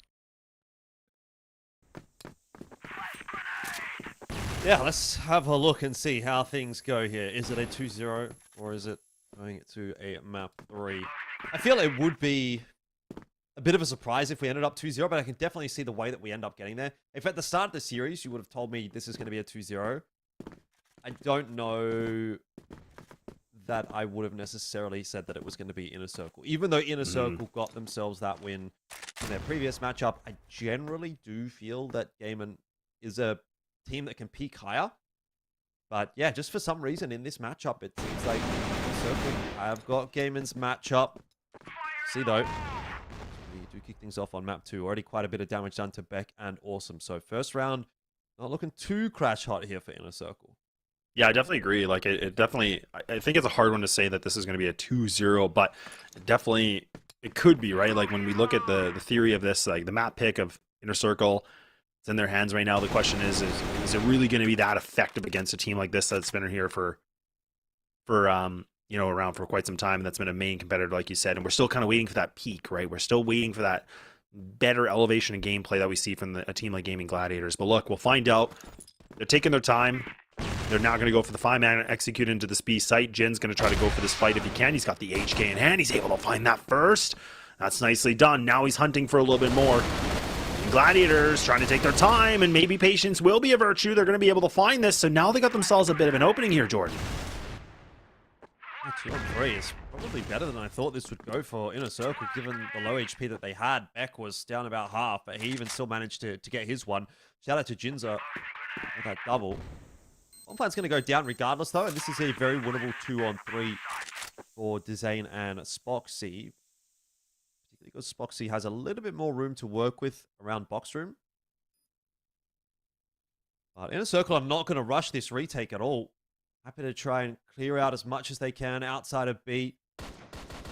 Kind of just left Alucard here to make sure that no push can come through into middle. Spoxy now in the 1v2, but not expecting a second player to come through from main, and that is going to be the first round on the board for InnerCircle comfortably in the end, even despite the fact that they lose those first couple of players. Or at least they almost lose those first couple of players. They had very low HP. Yeah. Is kind of my point. It looked like a rough spot to be in, but they still get it done. They definitely did. Yeah, like you said, it was looking pretty rough, but this is where I think a map like this is going to be really, really nice here for a team like InnerCircle. Ooh, a little bit of head-to-head here. Alucard trying to make the play, and this was actually a really good point that I liked that Penguin brought up is, the question was from Coolio is like, look, how do you shut down a sniper? Like, how do you be able to isolate them? And it's like, look, let your sniper go for that duel. Like, let them have that head-to-head, and that's exactly what I want to see a little bit more from someone like Alucard. So we get to see a little bit where they both kind of shoot some warning shots. They don't get a kill, but it's instead Kiko to get himself that opening duel. Again, the young gun been kind of really fulfilling his destiny as being a star rifler on this team. And look at how easily they just pulled the rug under this. I think that was a flawless round if I'm not mistaken, and they barely took it, any damage. Take it. Better and better as InnerCircle continue to go on. This is the GR side as well. Alucard going to get aggressive, feeling confident, but eats a flash for his trouble, so we'll just be pushed away.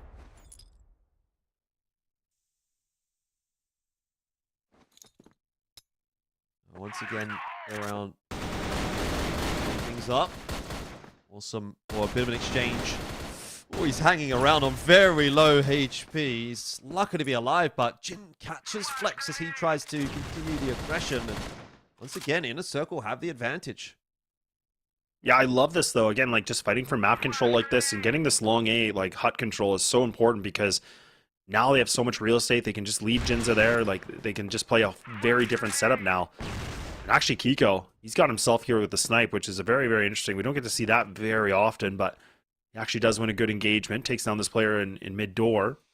So now for Gaimin Gladiators, like this is really tough. You still have Spoxy alive. You have Dezane and Lion Claw, so you got your 2 riflers that are available here, but they're going to have to be able to find something. And actually, Kiko should have been able to spot the heals of these players. So now he's got a little bit of intel. You can tell Awesome to say, look, you got some company, man. You better be ready for this. And he's low HP. So if he can hit this first shot with the accuracy the way it is of this rifle, this is going to be so important. Oh, but he needs to. Oh, no, and he just misses it. He does some damage, but Jordan, it just wasn't the kill. And maybe now Kiko. Oh, gosh. He's denied the bomb plant. Can't get any more done, though, as he just tries to slide back out on the line. But he has definitely done what he needs to. He's bought time for the rotation. Spoxy was not prepared for Alucard, and Dezane's going to go down now as well. So that is InnerCircle in for another shambolic round. But InnerCircle looking very pleased with themselves.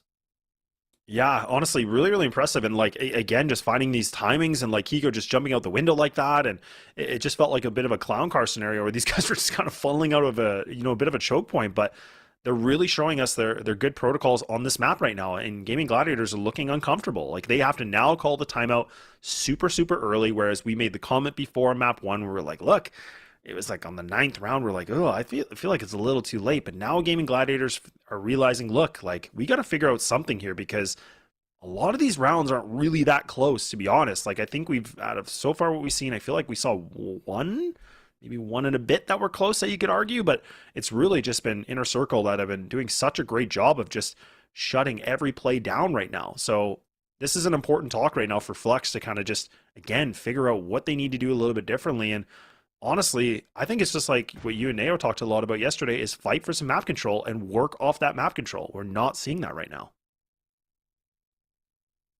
It's an early timeout call from Gaimin, isn't it? But I guess they recognize the dire situation that they find themselves in here. Down a few rounds on map 2. They lost map 1. Yes, it was a close affair, but there's a very real possibility that this just spirals into a 2-0 and Gaimin walks away thinking, what happened there? This could have been us kind of confirming top 2 this season, but if they lose this, especially in a 2-0 fashion, then there's a real possibility InnerCircle ends up being number 2 after the regular season. So fair bit on the line here for Gaimin Gladiators, and I'm sure they're well aware of that. So hoping to try and get it locked in early on in the piece. And so attack timeout, see if they can make some adaptations.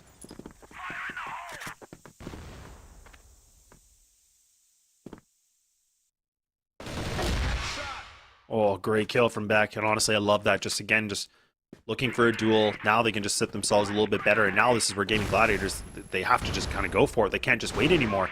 And this is going to be problematic. And Jin can play behind this box really well, but he doesn't really have to do anything. It's actually Alucard that's kind of lighting things up here with the sniper. So again, this wall of defense is just becoming so powerful.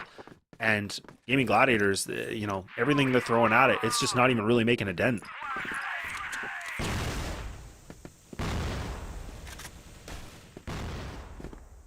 Ooh, double player on Cat again, though.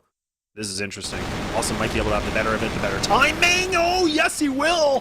Finds that double kill, but it's instantly traded back. Not bad at all here for Gaimin Gladiators, but now a little bit of desperation. Alucard wins the sniper head-to-head against Spoxy, leaving Dust down to Flex here. A 1-on-3. Kiko critically low, but he's still hunting. He doesn't even care. He's acting like he has full HP. Look at this. Well played. That was actually super well played, you know. Alucard gets that first shot in. Flex thinks, okay, I'm safe from that position because he's not going to be able to catch me in time. Alucard tosses the flash forward. Then Kiko goes in, and Flex has got his back turned. Even had he not had his back turned, the flash probably pops in his face. So good coordination here being displayed by InnerCircle, and they are looking very, very solid today. Gaimin Gladiators are seeing this series just rocket away from them at a blistering pace. And it doesn't seem like they can really do a whole lot about it.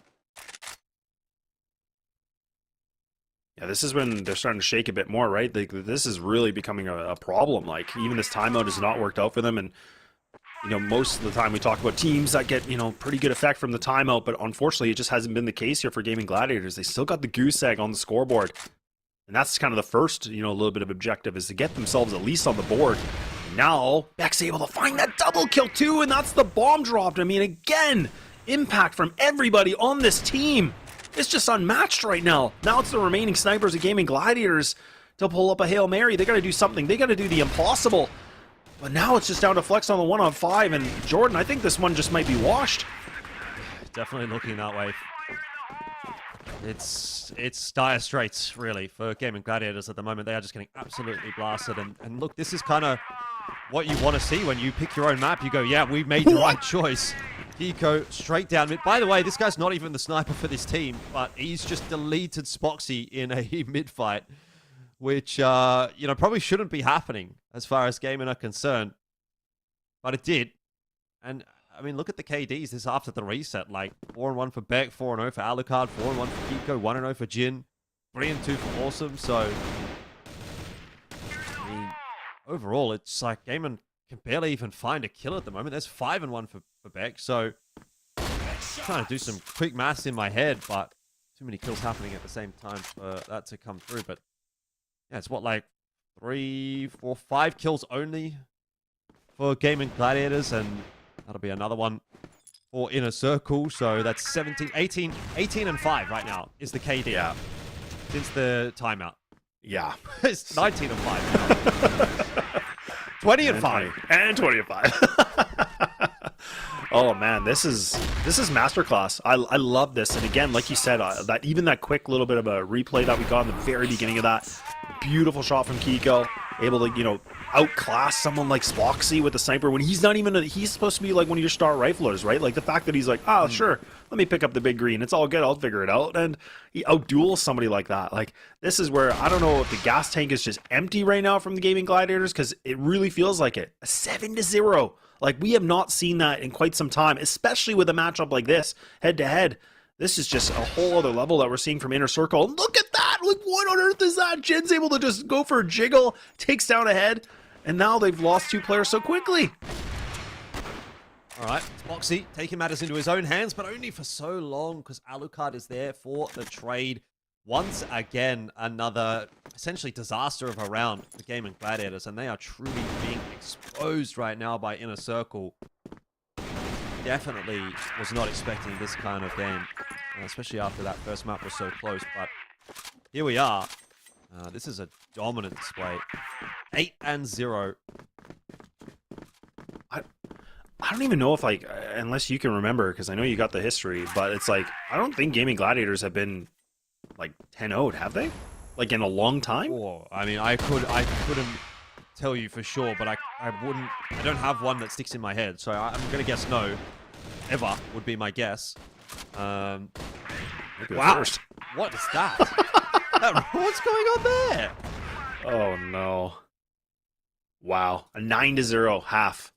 So now, I mean, 9 opportunities here for InnerCircle to close the series out. Like, this is the best position to be in. Like, this is where, for Gaimin Gladiators, they got to be rattled. Like, this is beyond frustrating. Like, you have a pretty good, close, competitive, first map. It got really close down to the 1-round differential to go to overtime. But look at what InnerCircle have been able to bring to the table. This is a full meal right now. And these guys they can't even get a bite in. Wait, this is more than a full meal. This is like a buffet banquet. I don't even know. You guys have a Sizzler over there in Canada?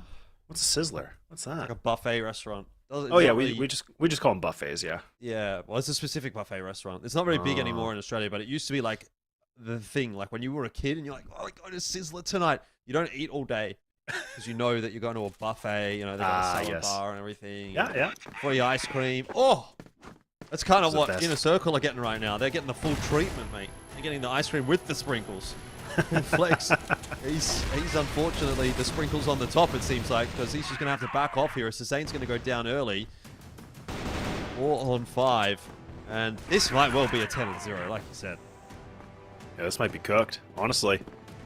I don't know what happened, but yeah, Gaimin Gladiators, they just look completely depleted. Like, there's the tires have just not hit the road at all. Nothing is working out for them at all.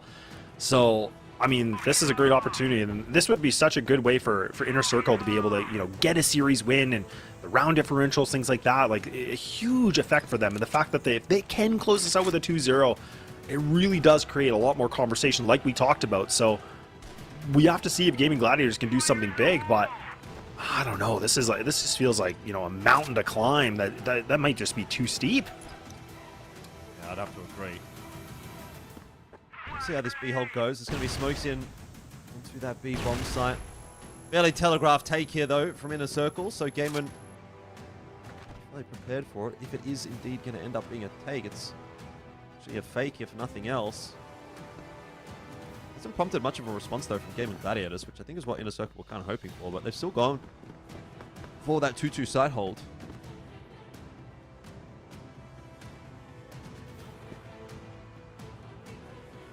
Flex will be tested once again.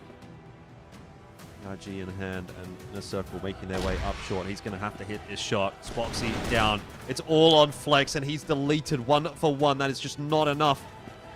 Gaimin Gladiators may be about to be 10-0 by InnerCircle. Awesome's been spotted out, though. That will help. It brings the 2v4 back to a 2v3. So a lot of work to be done for Lionclaw and Raffen to avoid the embarrassment of not getting a single round in the second map here.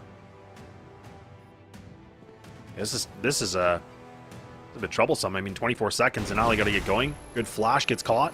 Lineclaw does get another kill, but now it's all just down to him. He has to be able to find 2 more kills. This is surviving. This is to keep them in the game. Now, all it comes down to is 1 kill right now for InnerCircle to get the job done. 10 seconds on the clock. Everybody's just dancing around. Everybody's just burning the time, and there it is. It's going to be a 10-0, and InnerCircle show the excitement and willfully deserved, and they take down some of the big giants here, and they get some revenge. I cannot believe what I've just seen there. That is something else.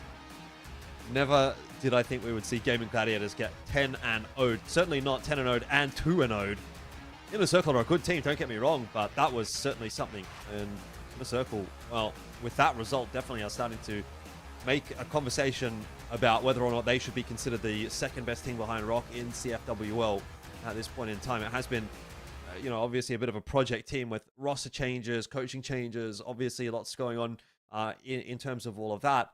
But maybe it's finally starting to get to that point where they have hit the level that they would want. We can talk about that all we want, but now it's time for the analysts to have a bit of a chat. So we'll hand it back over to them before heading into match number 3.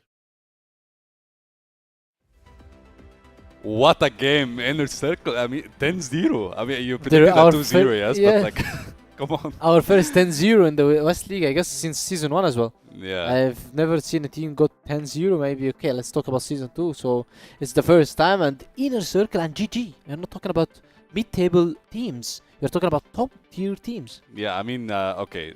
I see taking ROC Esports to 2-1 to like golden rounds to like And it to was the maximum. IC series. Exactly, and it was an IC series, and now coming into like this series against GG, like one of the giants that we have in the league, the team that we were talking that they might be the second best team after ROC Esports, IC says no. We are the second best team for now, and they are showing it in a very, very good fashion. Yeah, they played very good. Everything went wrong for GG. The guys tried everything they have, but I said that GG, they always play the same style. When you take a long control from them, they go for a 5-man or 4-man push B.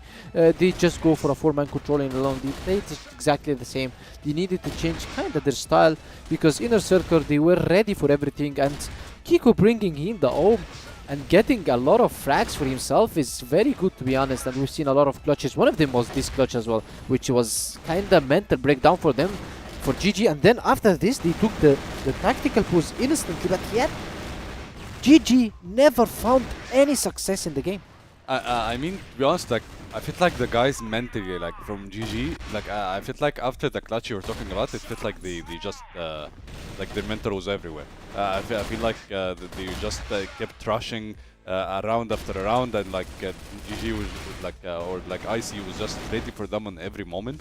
And it reached a certain point that, oh my god, 12 KD from Alucard, like yeah, he's putting some KD on his shoulder because of the first map. So 12 KD. I guess he didn't die except 1 or 2 times. And look at GG, they had all 0.3, 0.4, and Raffen was 0.10. The guys didn't even get to play the game today versus InnerCircle, and definitely it's one of their worst days. Usually, if you rematch this game 1 million times, you wouldn't see this score. It's just because an unlucky day for GG. A very good game also, and very good day for the guys of InnerCircle. Jinzer is our MVP based on the 2 maps. He played very good, and we've seen his clutch in Eagle Eye was one of the turning points for the series because he won Eagle Eye. You went heads high for your map pick and you win it. Yeah, I mean, he was the main. Yeah, this moment. Yeah, this moment was exactly. Like, Yeah. it was the moment that like finalized everything for IC. Like they took the Eagle Eye,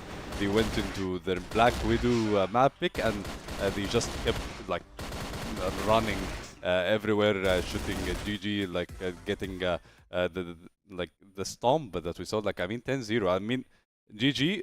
They are still in the playoffs. They're still in the playoffs. They don't Exactly. need to get overwhelmed. They Yeah. don't need to get upset. They're still in the playoffs. You're going to be still second, third place. So you're going to be playing InnerCircle again. So you Yes. got to rematch them. And if you want to be rematching Exactly. them and get the revenge, the hardest revenge is going to be on the playoffs. If you beat them in the playoffs, none of this is going to be remembered. Yeah, we will not remember any of this. I mean, GG for IC, and like hard luck for Gaimin Gladiators.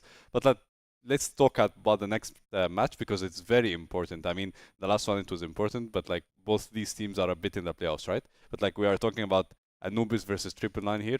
Anubis specifically after the PingPongPals loss, they're looking to get a clean 2-0 to get closer to the top 4. Well, Anubis with their backs behind on the wall now, the guys are on the edge of getting at the 5th place, I believe, because if PingPongPals got one more win versus TBI, and even if Anubis is gonna be playing other games, and by the way, Anubis is gonna be playing InnerCircle, which is something not good for them. So Anubis needs the 2 wins, needs 999 win 2-0 to improve their sets score, and also versus InnerCircle to get this 2-0. By the way, InnerCircle they got the playoffs now, so maybe for their match against Anubis, and we usually know this about InnerCircle, that they don't give everything if they're sure that they're gonna be going into playoffs. Yeah. So they don't need to give everything versus their matchup versus, against Anubis. But I guess this time, only this time, it matters so much for them not to get Anubis into the playoffs, because if they got Anubis into the playoffs, that means that they need to get 2nd place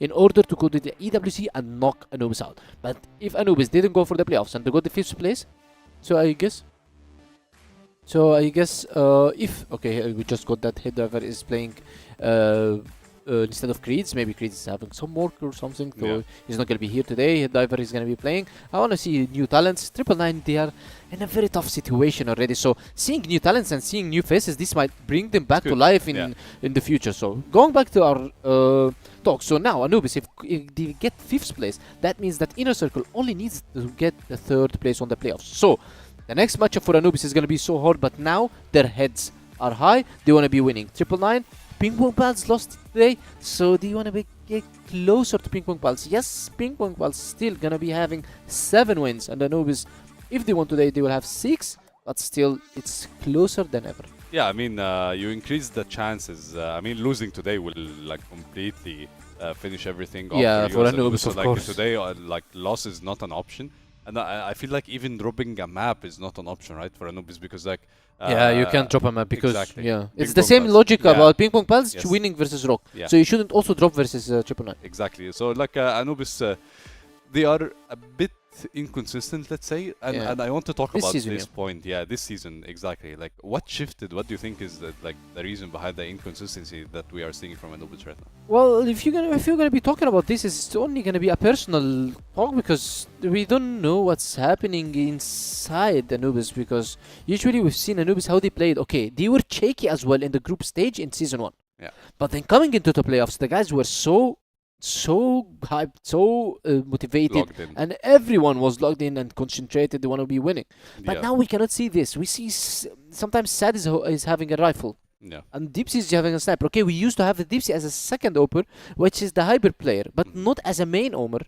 This may be just lowering your firepower, because Dipsy is your best player. Yeah. And he's your best rifle, one of your best rifles, maybe after comics.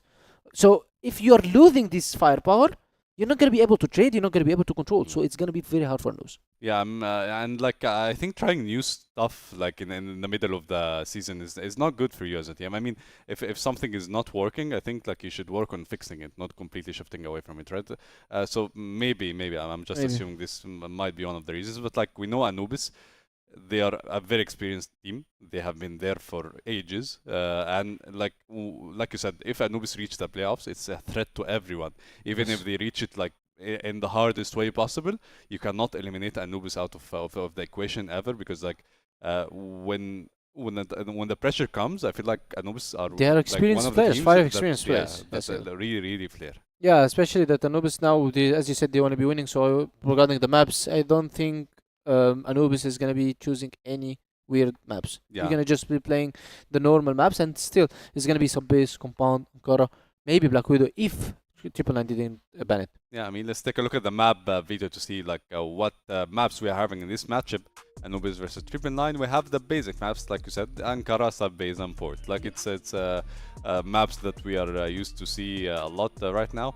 And like 999, Ankara. I think Anubis are really good on Ankara as well. Yeah, Anubis is very good on Ankara. But maybe 999 picked Ankara because they beat TBI yesterday, and their comeback versus TBI started on Ankara, and also Port, they played very good versus TBI. So very good maps for 999, to be honest. But before thinking how good Triple Nine is on Ankara and Port, look how good Anubis is also good on Port and Ankara. Because on Port we've seen them playing very well, beating very top tier teams, like when they beat GG on Port, they played Blacklist and they beat them 7-2 in the first half, which was very, very astonishing for them. Yes, GG came back and they also revenged this, but still, Anubis is very good on Ankara. And talking about Port, I mean. Talking about Ankara, it's very, very tough for Triple Nine because Anubis have a unique way of playing Ankara, which is actually the kind that they rely on the 2 players playing A side, 3 players stacking around B side. Dips is moving from maybe underpass, he's trying to pick outside city, he's trying to get some kind of information and picks for his teammates, and Sad also is doing the same but on the A side. So it's kinda everywhere you're going, you might get picked off by a sniper. Yeah, and I want to talk about Creed's not being there. I know it's good to change a bit since like Creed's you said, is one of the most experienced, so it's gonna be it's gonna be affecting Triple Nine directly, to be honest. Yeah, and like in terms of the firepower that you mentioned a lot today, Creed's is one of the main firepower for Triple Nine. His even QGK in the series that they won against IC. He said that Creed is doing an amazing job in terms of and at that point exactly, but like as a team captain, he's trying to get the team together and everything. But still, the way that the Triple Nine is playing is kinda, as we said, they are kinda disconnected as a teamwork. But individually, they are very good. That's what we've seen yesterday versus TBI. The guys, when it comes to individual skills, they can beat everybody. They are experienced players. They have CRS, BIK, KGK, Creeds. Everyone knows how to play the game, and everyone knows how to shoot. So the guys needs to be more playing into a team, and that's what we ask at Triple Nine. But it's very hard for them because the guys rarely practice. They rarely coming on the servers. They maybe have some hard times because of the work and everything and their work life. So they are still not the team that's putting a lot of effort in Crossfire. But when it comes to show, they give you a very good show. Yeah, I mean the motivation, it feels like from the Anubis side it might be a bit higher than the Triple Nine side, but like at the same time, like I remember last week Triple Nine was playing I think against like GG, and like whenever they felt like they don't have any pressure, they thrived as a team. So I feel like for Triple Nine as well, like not having this pressure, sometimes it can help you. It can help you, definitely, because Anubis have all pressure on the shoulders right now. They need to win, and they need to win 2-0, and they need to have a highest round differential because they have a negative round differential. So you want to be closing a lot of gaps between PingPongPals. So this is your chance, because this is the game. They're gonna be the game before the last, and the last game is gonna be InnerCircle, and you cannot you cannot be guaranteed that you're gonna be winning InnerCircle after today's performance. Yeah, I mean we'll see. Anubis versus Triple Nine. Elvish and Lazio have the mic. All right, well, thanks very much. And yeah, again, a very exciting moment. We're in the last match of the day, and it's Anubis taking on 999. So a lot kind of riding on this one too, in the sense that, you know, for Anubis, a team that really desperately needs the wins. But I mean, 999 have proven that they can cause some upsets, despite them not being in the win category. They've definitely been able to cause a little bit of commotion here, Jordan. Yeah, it's a very important game for Anubis, particularly after struggling a little bit yesterday. There's still an angle toward the playoffs for them if everything goes correct, and also that they win this series. So they do need to win this series. I think it's going to be a tough one, to be quite honest. 999 were or are a very chaotic team, especially noting that they have a sub in today. It doesn't necessarily get any easier to read this team. And once again, you can see exactly just from this round how 999 like to play. They throw a fox among the henhouse. You pull out triple sniper, QJK, BYK, and CRS all had a sniper at the start of this round. Minchen's going for this like wild push. A very difficult team to read, right? And I think that's why Anubis are going to really, again, be brought down into their level. It's something that we saw 999 doing yesterday against TBI. They were able to bring TBI down to their level, and they actually beat them. And I don't know that I expect 999 to be able to beat Anubis today, but if they can manage to bring this like chaotic style again and force Anubis to play that, then yeah, maybe there is a chance that 999 can get this one over the line. So yeah, we'll see how things play out here, but 999 got to be one of the most frustrating teams to play against in CFWL, and I'm here for it. Honestly, yeah, me too. Like, it's such an explosive style. Like, they really do play so unorthodox, like so random that it catches everybody off guard, and that's kind of something I love to see too, just because it's not predictable. And like you said, Anubis, they're a very structured team. There's a lot of respect they give in the server. So I think for them, playing a team like this is going to be a really good test of just kind of taking a full variety of competition here. But we'll see. They've had a lot of ups, they've had a lot of downs here in the season, being at 5-7. So like the desk talked about, this win would put them at a 6-7 if they can find it, which then creates a very close conversation with PingPongPals. So that whole top four, it just kind of gets a little bit more interesting. But look, 999, being the way they are, despite being 2-10 in the league. Oh god, yeah, they still can do crazy things like this, where Min's just kind of running around the map and he's just getting free kills. Yeah, exactly. I love the freedom at which 999 plays with, because they know that like there's no chance for them to really do anything here. So may as well just have a bit of fun, and that's kind of what they've done. Jaguar is not checked behind him. He is in the end. He's going to catch up with BYK. So a little bit of a hole in the defense there. Does get exploited. Minchen will fall to Dipsy. And Anubis starting to find their feet. UJK will try to shut that down. He gets the better of Comics, but no more than that. It will be a 2-on-1 to try to clutch this round out for Hadiva, the substitute or stand-in for this roster. Dipsy dropping early. He knew he had to try and get that kill quickly, and he does, which gives him a lot of time and space to work with in the 1-on-1. Not bad at all, and this is good positioning, but a little bit scary though, because I mean he's gotta get going here. This is kind of weird. Well, this is really weird. Wow, he's really just expecting that, right now for 999 that they're just not going to commit to this. But I guess his intuition's good, and now he spots him, and now the defuse gets tapped. I don't know if he was able to spot him, but oh my goodness, Jaguar's still able to escape, and now he just has to go for the swing, but the defuse is coming through, and Jaguar does get it with some seconds to spare. But wow, that's a bold play to make, but I like it. Yeah, tough one to win, obviously, when the time is getting that tight. You can't continue to go for fake defuses. Well swung in the end as well. Good timing from Jaguar. It was unlosable from him at that point. Is he going to be tagged up to start this round off? UJK again, able to have an impact with the sniper. And CRS just pushing out. See, the thing is, Anubis, they should have watched 999's game yesterday, and they should be aware of what they're going to be doing, what they're going to be bringing to the table here on Ankara. Like, these guys just have no chill, as you can see. They just keep pushing. They just want to fight. It doesn't matter whether they're GR or they're BL, whatever. They're going to try to force fights, and you can exploit that in a sense with these default setups if you're just prepared for those pushes. Yeah, exactly, and it's a really good point you bring up originally, right? Is the fact that for 999, like it's not like they're fighting for playoffs. They're not fighting for anything like that. It's really, and now they can be a little bit loose. They can just kind of play whatever they want. They can just kind of have some fun with it, and that's where a team like Anubis, it's a bit more of a stressful situation in the sense that they really do need these wins. They do need to be able to find themselves the victories to get themselves in a playoff contention. So that's where that stress kind of kicks in more for them, and that's where all the eyes are kind of focusing, is because that's the expectation, is technically they should be the team that should win this, but that's not necessarily the case.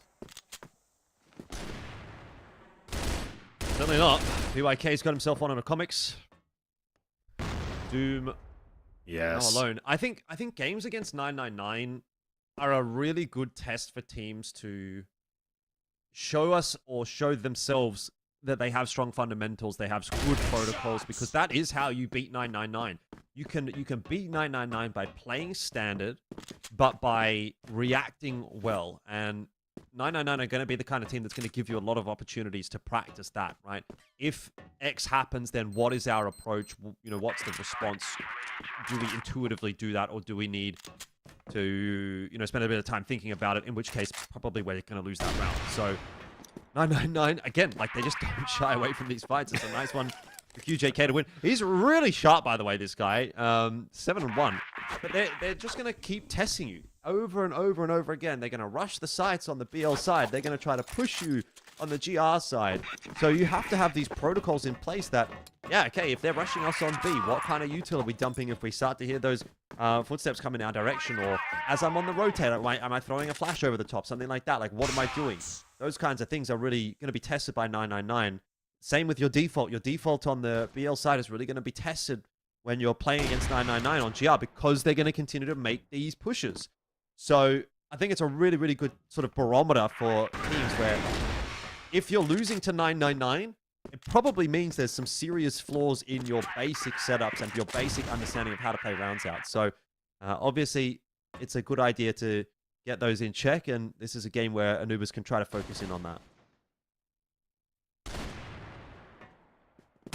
Yeah, and oh, Doom. Oh, Doom. Yeah, I was going to say, that's going to be nice. You should be able to get this double kill, hopefully. Yeah, not bad at all. And yeah, you bring up a lot of really good points, and that is honestly, like, again, just kind of going back to 999, that is the exciting thing about watching a team like this, is that, you know, despite the record, they still are really fun to watch because they really are just that loose, and they don't care who they play. They're just going to go for fights. They're going to go for these gun duels. They just want to, you know, frag out, and that's honestly, it's pretty fun to watch at times, right? It's just kind of that, like, unstructured, you know, crossfire, which can be pretty random, pretty chaotic and random, but it's also just, it's so fun to watch just because you never know what's going to happen. But again, despite all, you know, the action, the thick and thin of this, it's got back to the 2-2. So, but still 999 are doing well. And like you said, QJK has put himself in a really good form, like almost hitting 10 kills, and they were early on in this game. So this is great. And someone like Comics, where I feel like he's been really stepping up a lot for Anubis, he's been pretty shy in this. Like, he has not been able to find a single duel. So it's been a bit of a quieter game for him, unfortunately, but this might be another 999 round, considering all 5 players are alive. You have Sad and Comics, the last 2 remaining players alive, and they have to go for a hunt now. This is where Comics now has to make a play. You can see he's trying to go for the hunt. Comics was really good yesterday. He was absolutely on a tear, but 0-4 to start off this series is certainly not going to be helping him move this out. It's a good start this round for him, and CRS is going to be going down as well, so it's just a goofy round. At 999, it seems like they had no idea that the B site was taken. And you get 2 players with their backs turned going down. So all of a sudden we're back to a 2-on-3. So very winnable 2-on-5 here for Anubis. They were able to win a 2-on-5 on Compound yesterday against Gaimin Gladiators. They may be able to do it again today against 999. Comics, important duel for him here. Nicely played though by Minchen, just ducking away, leaving that fight for Head Diver. And in the end, it is going to be a comfortable close for 999. They'll go up 3-2. But yeah, I mean, just the game is just, it's very wild and chaotic again, exactly as we expected between these 2 teams. Even Anubis can be a pretty chaotic team at times, right? Yeah. Like, they like to get stuck in too. So Yeah. I think if you're watching this and you're like, well, we're just going back and forth, we're seeing some really weird rounds, that's what's going to happen for the rest of this match. Yep, that's exactly it. Yeah, this is kind of the one it's kind of the Wild West out here, right? We have no idea what's going to happen with this, just because both these teams, they can be a little bit spunky. They can have their own style to this, so that's what makes it a very interesting matchup. It's a little unfortunate that Creeds couldn't be here for 999, you know, because he, again, is such a good amount of firepower and knowledge that he brings to the team, but either way, we'll see what the new addition can do with this. A good little bit of an opening duel against Dipsy, not bad at all. But so Anubis lose Dipsy pretty quickly, and that's their top fragger, so that's not bad. We'll have to wait and see what they want to do with it. Still a minute and 35. They're just going to maybe look for a duel. Maybe try to bounce back if they can. Hoping 999 are just going to swing. Like, they're just praying that's going to happen. But man, 4 players just leaned on this mid and B side. This is a full aggression from Min. Like, this guy is not like go up W, essentially. I feel like this guy doesn't want to sit. Look at his position, man. He's just like standing out in the middle of nowhere. Such an off angle. Really just backing his shots. This instance, it won't work out. He actually pops a fair chunk of damage and has to move away. And Minchen caught in transition by Doom. So these are the little openings that 999 are going to give you if you're a disciplined team. Anubis playing this round quite nicely. They lose that first player, yes, but they just slow down and wait for the mistake from 999 and they get it. Now we're back to 4v4.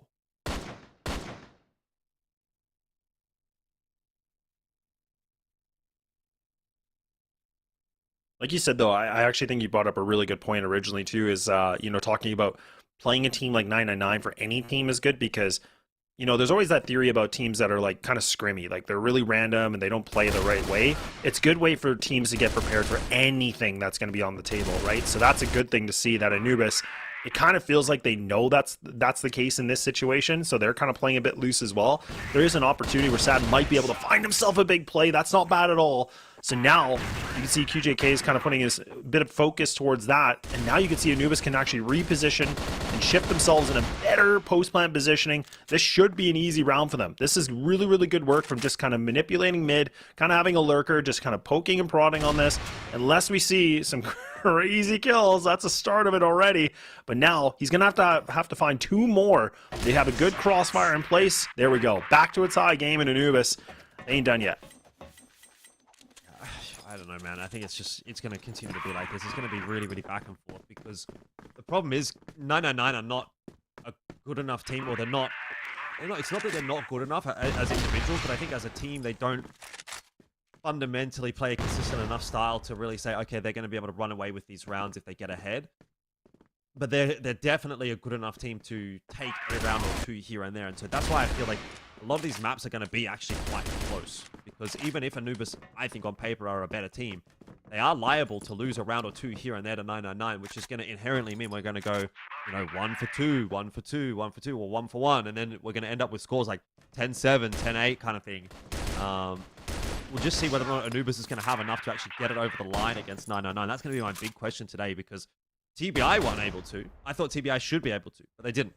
Anubis, I have as a slightly better team than even TBI. So if they then can't get the better of 999, well, you look at that and think, well, what happened to 999 this season? Could they not have actually done a little more than they did early on? Maybe it just took a little bit too long to get going here for 999. But so far, so good for Anubis in this round. And that one will be finished off pretty easily. So it'll be Anubis back in the lead. And frankly, what I think you'd probably want to see this season is Anubis get a 2-0 here and still have an argument for themselves to potentially make in the playoffs, which is still mathematically possible, I believe. Yeah. Assuming they win this and assuming they do it 2-0. That's I think that is the most important piece, and you kind of nailed it on the head, is the fact this really does, I think, have to come down to the fact they get the 2-0, because really they have to bang on PingPongPals not doing well in their next matchup as well.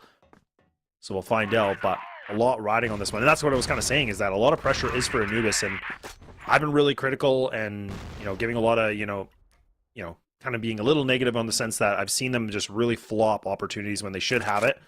But they've gotten better since season 1 and moving into season 2. It definitely looks like they've done a lot of really good amount of teamwork and homework that they had to do to fix their kind of their crunches, but we'll see. And this is now where they put themselves in the 4-3. They get themselves, all 5 players alive. Finally, BYK with a little bit of a reply back. Sniper's trying to find themselves a little bit of an opening, but I think he's about to get timing here, potentially from Colmex. He should be able to get this kill, and he does, just at the last second. Perfectly placed, and now it's just all down to CRS on a 1-on-4. He's swinging, but it's just a little consolation kill. Nothing important. See, I want to be going down here to just open the door up for a potential 2-on-1. Get it done. It does seem like Anubis are now kind of like settling in.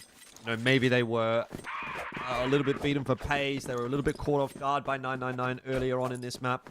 But now they're getting an understanding of how the game is flowing.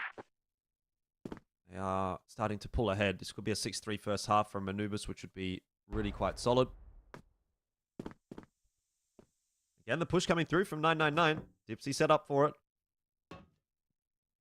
Minshen out of the vent. May not be expected by Jaguar. This should be traded down, though. And Sad, get that job done. Decent setup. Z fighting QJK. Nice one tap to the head. And an opening on both sides of the map here for 999 to worry about. Oh, man. This is just...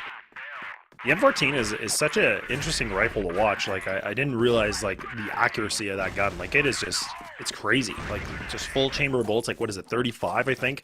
And the fact that you can just kind of go for big sprays, like, at a pretty long distance it's kind of mad if you think about it, but it is cool to see it. And I always just get a little bit in awe of just watching these new guns. But 6-3, though. Jordan, like, kind of the way we think it should go, but...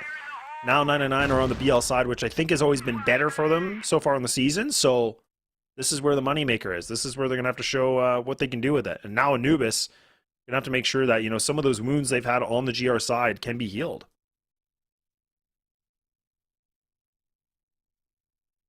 Well, 999 certainly not wasting any time trying to take positioning. I'm not sure how Jaguar's gone down there to BYK. Just caught him off guard, it seems. Dipsy in for the rotation as well. Will miss his shot onto Minchen, but at least able to get himself the trade. Still, numbers disadvantage and huge positional disadvantage right here for Anubis, as Dipsy's kind of... Oh! I was going to say in a spot of bother, but he's actually fragging out. We'll go down to QJK in the end, but he's given Comics a doable 2v1. C4 needs to be retrieved as well. It's going to take some time for 999. They're going to be split. He may be able to find himself some 1v1s here, or just a nice timing. Diver. We'll check him though. And in the end, that'll be the first round on the board in the second half for 999. Not bad at all. Not bad at all, and that's the new addition joining this team, or one of the subs joining the team, obviously getting himself in this late match, but getting himself in a 7-7. Looking for a little bit of action here through middle, and now Dipsy, a little bit of a slow peek onto this. Doom has actually pushed himself through pit in middle already, so, but he's taken a lot of damage, which is a little problematic, but now you can see 999, they're not going to lurk, they're actually just going to commit all together. The smoke is kind of throwing them off a little bit, but now they're going to just dismiss it. They're going to run on through. They're going to get hotel control. Now Jag and Doom together. This is interesting because now Jag should be the player that's going to make the play. He's going to be the first point of contact. Then we should be able to see Doom either swing or he's going to try to play it patient and just hope that they run by him and they don't check him. But now 999 have kind of rethought their idea. They're not really going to commit to this because I think they had a little bit of a spidey sense that something is not quite right.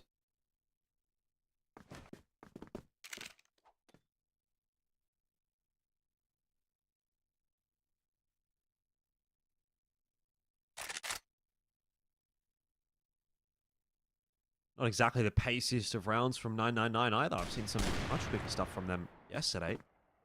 And they're going to get that maybe on sub-base. I think that is typically where we see those faster rounds out from 999, and hopefully Anubis are going to be prepared for that, but still a long way to go there. CRS will be able to take down Doom. There's a couple of players still here on the B bomb side, but Jaguar run down, and Dipsy with the sniper in hand. He's not going to have an easy time of multi-fragging. Needs help.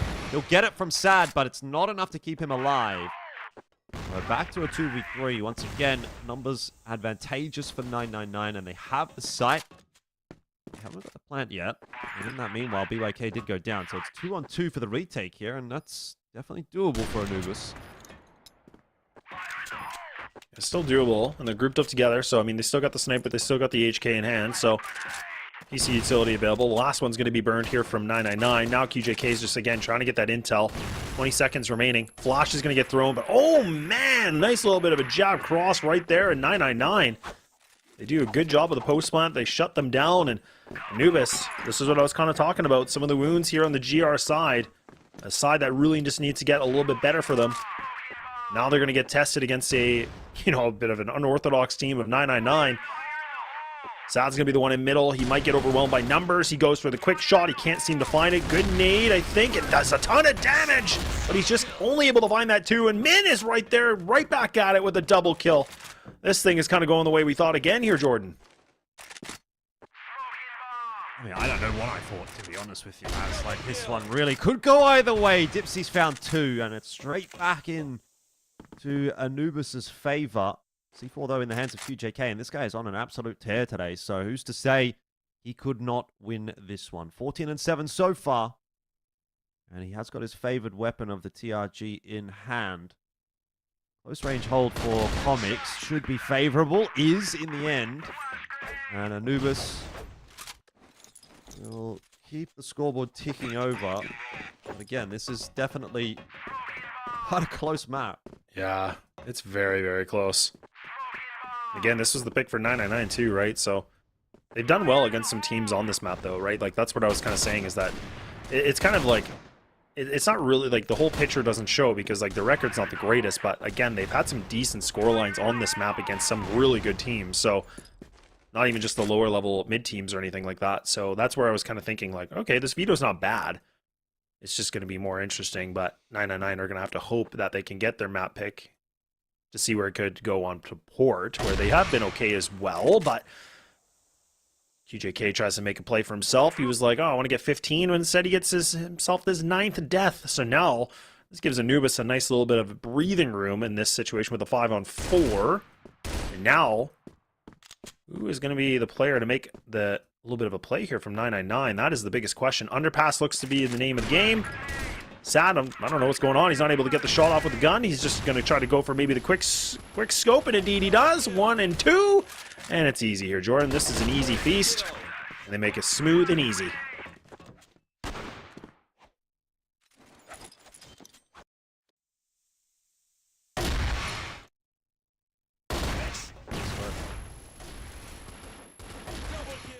Sniping's been good on this map from both sides. Dipsy, Sad, UJK able to get involved in that. And Doom is looking to shut it down. This could be a ninth for Anubis. Starting to grow. Dipsy waiting for that push in middle. He'll catch CRS. He wants to stick around. Maybe doesn't need to, but knows he's got backup coming. And that is a wise fight in the end. Great setup from Anubis. They are one round away from closing out map 1. Yeah, and these have been pretty 2 quick rounds as well. Like 999 are kind of looking like they're kind of throwing the towel a little bit on this one, right? They don't really seem like they have that same kind of playbook a little bit on this. They're not really finding the shots. Now they finally do. As I kind of say that, I'm like, oh, it's not working. Now they get both snipers activated, find the opening duels. Now Comics might be able to find himself 1, 2, maybe, yes indeed. Can't get that third, unfortunately. But Min's going to get the better of him. But now they got an A site, but they do have Jaguar close on by. He might be able to find some timing, and oh man, yeah, his eyes were a little bit hungry for that one, so leaves it all down to Sad. And yeah, 999 will survive another day.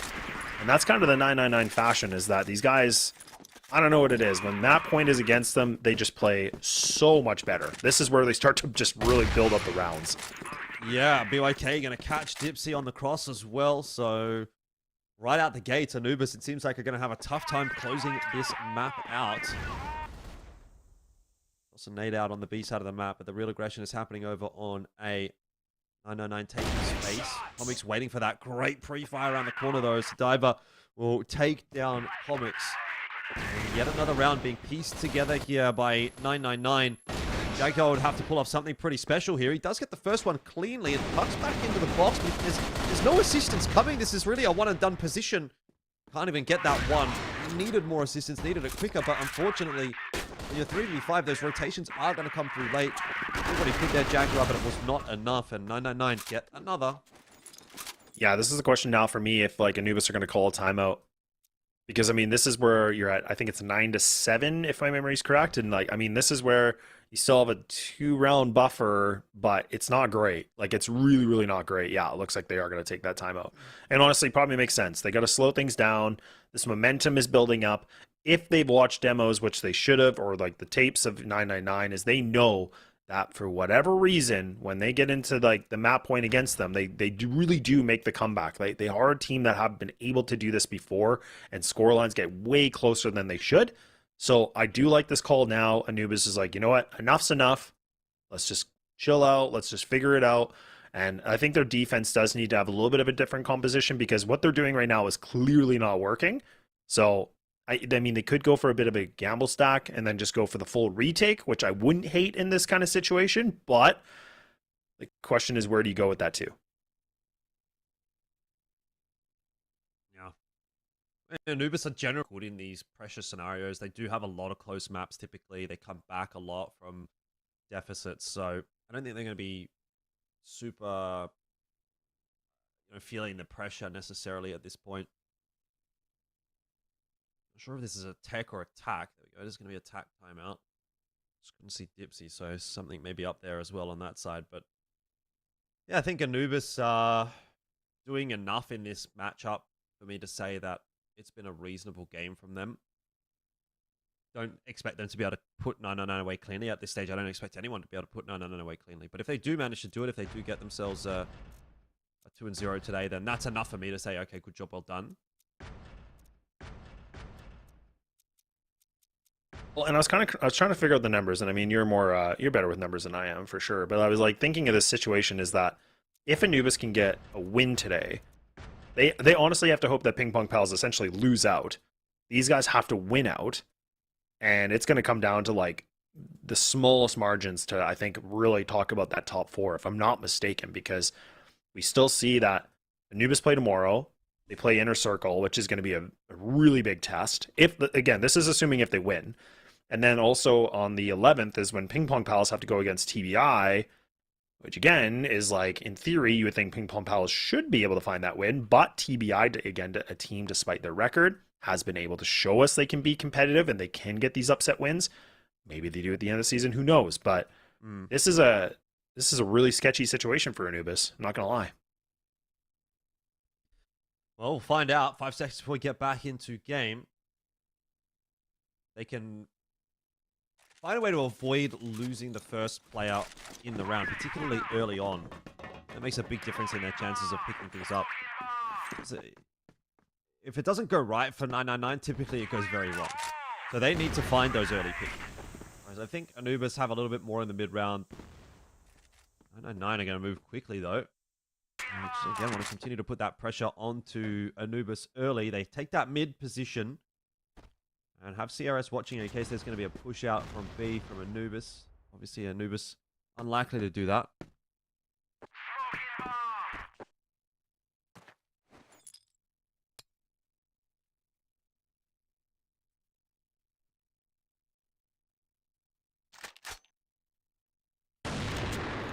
Ooh, I was going to say that could have been a sick shot, but CRS just missing the timing, just like half a second too late, but Sad's going to go for another swing, and oh man, yeah, he was thinking he was a cat. He thought he had 9 lives. Not going to be the case at all here, but so now 999, or they're just getting fed these duels, and this is a bit sloppy right now from Anubis. They're just giving up these bodies in this situation, which they shouldn't, but at least they can take down BYK. That is getting himself a little bit of a lurking ability.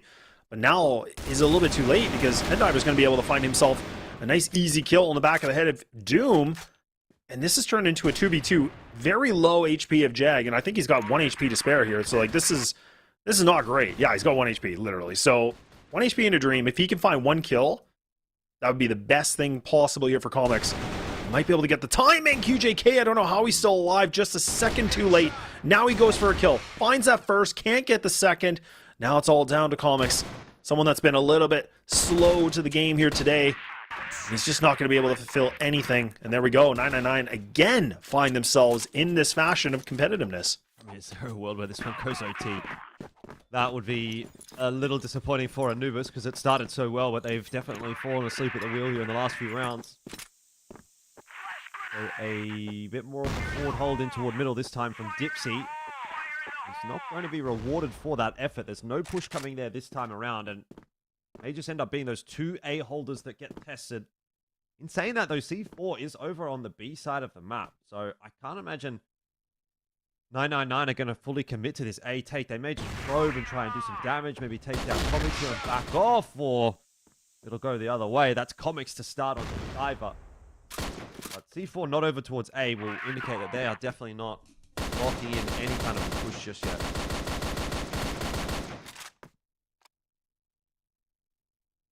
Yeah, it's going to really help, though. The fact of, Comics is able to find that opening duel, that's really, really important. Just because now it gives them that 5-on-4 advantage, obviously. But and then in the sense of, being on the GR side, like we talk about all the time, is that when you lose that player, like, your defense just, you have to make a new game plan. The easy thing to do is to go for a 2-and-2 split, which is not always the best case. Now we're starting to see 999 overthinking this situation a little bit. Now they're starting to go for these sloppy 1-on-1 peaks. That's not going to work. Like that really isn't going to work against a team like Anubis. And you can see finally Min does get himself the better of the shot against Sad, but a minute remaining on the clock here, and you're going to have to be able to find some kills. And Min, I don't know, I thought he was going to be able to have Dipsy dead to rights, but he's not. So now, this is where CRS has to get a little bit more activated here with the M14, and he does! Oh my goodness, and now this thing is turned around. What was an advantage for Anubis is turned into a 2v2. That player in middle as well, but QJK is going to go down. Now we're back to a 2v1, and CRS will have to pull off a big one. He does have the C4 at least, and he's got 30 seconds to work with, but just instantly going to look for that plant. Jaguar and Comics know they've kind of got him sort of locked in on the site, so they're going to wait and see if he's going to make that peak, and eventually they'll make the peak of their own. That'll be Anubis to finish the things off. Maybe a little bit too close for comfort, but a 10-8 scoreline against 999. I got to say, I would take it. I think 999 is just one of these disruptive teams that's really hard to put away, so as far as I'm concerned, that's not actually such a bad result for Anubis, especially given that's not their map pick. We are moving into sub-base where I think 999 have looked actually quite poor on in the last couple of weeks. So I would say Anubis have done enough here to keep me satisfied. But of course, we still have to see how things go for the rest of this series. Yeah, definitely. And honestly, it's a good effect that we see, Anubis able to kind of get themselves through a scrappy bit of a game. But that's the thing about 999 is, like you said, they can definitely, cause things to be a little bit more interesting. But Anubis, you get the first map done and away, which is a nice thing, because then getting that transition over to their pick, it's definitely going to feel pretty good. But look, we'll let Penguin and Coolio take us away here at the desk. Thank you, Laz. Thank you, Alfish. And it feels like the same scenario as the last game. Like struggling in the first map, not map pick, but I feel like Anubis on sub base, like especially like Alfish said, that Triple Nine didn't Triple look Nine good is very weak on on sub sub base. base. So we might see the same scenario like the last series. Well, the same, yeah. They are trying to fight. Triple Nine gave a very good fight. They started very strong, by the way. It was 1-0, 1-1, 2-1. They were going neck to neck, round by round. But then Anubis had few rounds, and then also the Triple Nine had few rounds. So it's a very close game. Both teams played some good rounds, and the others also throwed some good rounds. So Anubis, we usually expected them winning. Yes, of course, they are coming here as favored in this matchup. But still, the win is not convincing. It's like 10-8. Yeah, I know win is a win. It's not in a convenient way that we usually see Anubis how they are playing on Ankara. They destroy their opponents. We've seen Anubis in playoffs playing versus ROC Esports. They won 7-2 half, or I guess 8-1. Yeah. So this is not the Anubis that we are expecting to see now. And yesterday also is gonna be if it's gonna be the same tomorrow, because when we see Anubis playing versus the 8th place, we usually would say Anubis is gonna be 2-0 in them. Yes, that's true, but in better way. So I guess Anubis, maybe they need to reshuffle their papers and try to get their motivation and momentum back, because they used to play on their momentum and motivation, and they used to have a very, very high confidence level. Yeah, we know Anubis, like when it comes to mentor, when it comes to like the pep talk, everything, like they really shine at this specific area. But like against Triple Nine without creeds, you go like almost going. And this is something we didn't mention as well. Without creeds, one of the best players, if not the best in Triple Nine, he's not here. This guy single-handedly can win 2-3 rounds for you. So it's 10-8 without creeds. If creeds was here, Triple Nine maybe have secured the West League spot for the next year. Yeah, and for Anubis it doesn't look good, and but like a win is a win, right? Like if they reach the playoffs, they have a lot of work indeed to do, but like they just need to get this win. It doesn't matter if it's 10-8, if it's 10-1, like they just need to get the clean 2-0 to and don't drop any maps. Exactly, that's the thing. To start talking about reaching playoffs, because like PingPongPals, I don't think they will let it go easily. So like Anubis going into sub base, what can we expect? Can we expect an easier game? Because I think we should. Yeah, I guess we're gonna be expecting an easy game. As we saw ROC Esports playing versus PingPongPals, and I said something wrong about Ankara and Petro. He messaged me. I meant that Petro always struggle versus ROC Esports when it comes to sub base. Oh, okay. So when we saw him playing, they got 10-2. After this map, it was 10-7. It was a closer matchup because the map was kinda biased for both teams. Now the same. Ankara, Triple Nine playing Ankara very good, but what about sub base? It's not the best map for them, and they don't have any structure in sub base. So Anubis also even better on sub base, and the Egyptians are always known of very good games in sub base. So now it's the game that Anubis can easily get 2-0, and maybe it's gonna be easier. I don't think it's gonna be 10-8. Maybe it's gonna be around 10-5, 10-6 maximum. If Triple Nine can get this chance, it's not because the guys are weak, but the guys are changing the roster today. Anubis are coming here more locked in. They got the win. They have the momentum. They have everything ready, and they need the 2-0. Yeah, they're doing the best they can, Triple Nine, and they are showing us some really good performance, even if they are the 8th place. Like you would expect them to simply maybe not care anymore, but like they actually care, they actually fight, and this is what. Yeah, they did a very good fight today, and yesterday they beat TBI. Exactly, they never give up, and this is what we really like about Triple Nine. I mean, even through the KDs, like it's pretty close. It's a very, very close game that could have went to OT, that Triple Nine could have taken, and potentially we could have seen like 3 maps in this game. So like and port is very good for Triple Nine, by the way. So maybe if they would be able to beat win Ankara, maybe it was a closer game for Triple Nine. So, but anyway, Anubis won it 10-8. Yes, win is a win, as we said. But now Anubis needs to be focusing on sub base. They need to close the series. You cannot get it as close as this again. You need the round different. It's not because the win is going to be here anyway, but he need the round different. So now Anubis needs to be stomping more and more better in the next game to get the 2-0 and to get the round difference. Yeah, and I feel like, and correct me if I'm wrong, I feel like Anubis, we're struggling a bit because like there is a lot of misplays when it comes to the firepower that you mentioned before. Like I see, like for example, there was a round that CRS simply just walking through Anubis and getting 2 or 3 kills. And this round, there were 4 players Yeah. in beside from Anubis. The iconic strategy of Anubis is having 4 players, letting Comics alone on solo side. We've seen this for decades now. We've seen this for years now. It's like since, I guess, 2024, the second season. The guys are playing the same. They play around 4 beside in the middle of the round. Not like other teams. They play around 3 side. So we know this. And Triple Nine, maybe they know this. And they went to beside. And they almost won the round. I guess they won it. CRS won it. Why? Because the firepower is not here. They have 2 snipers, one holding underpass, one holding outside, both 1 bullet and it's gone. I mean, let's see if Anubis will look better in sub base. Airfish and Laz, you have the mic.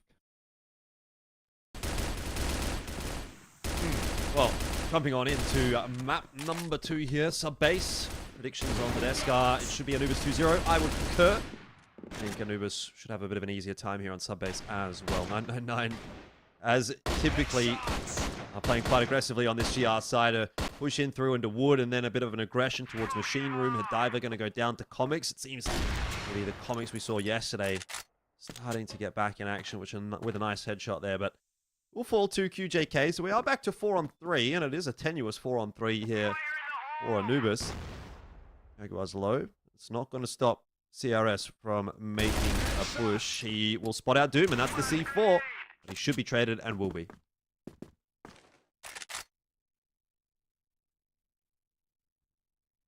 Yeah, C4 still going to get picked up, so now BYK just going to go for a little bit of a stroll. Ooh, I was going to say maybe he won't be able to find the timing on that, but he does. Not bad at all. So back to a 2-and-2.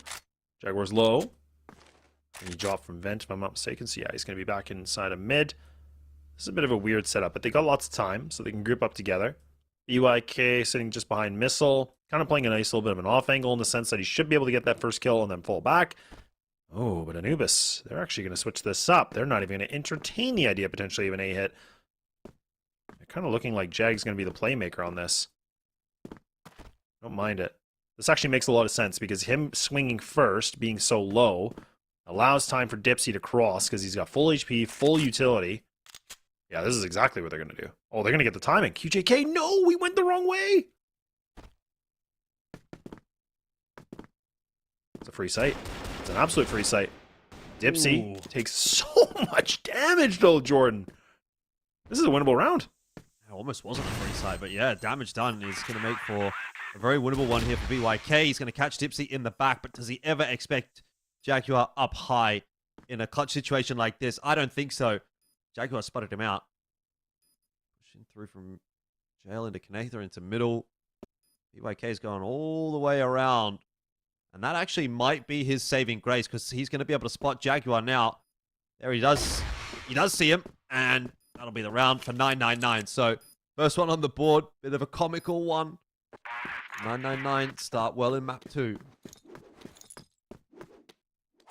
Yeah, not bad at all. But I mean, good attempt from Anubis, honestly, just being able to see what they can get away with. And unfortunately, the post plant just wasn't the greatest, just considering the HP was so low. But now we'll see that 999 will be able to get themselves the first round, like you said. But now it's really about 999 creating a bit of an upset if they can, and preparing that. You know, Anubis should have. They must know that Anubis were going to go for this pick. It's been a favorite map of theirs for quite some time, so. Now Anubis are just going to sit back, throw some utility in wood. They're just trying to see what they can get away with. They're not really going to overcommit to any ideas yet. And rightfully so, because they know that 999, again, they like to be spontaneous. They like to do some pretty random plays and like big plays, but so giving a lot of patience on this. And actually, Min's surprisingly, again, not full Wing right now, but he's kind of just waiting on the bottom of stairs. Playing a bit of a weird angle. He's going to play behind the box now. And Anubis are going to get ready for the hit. This is just going to be a bit of a crunch play. This is going to be the 3-2 split.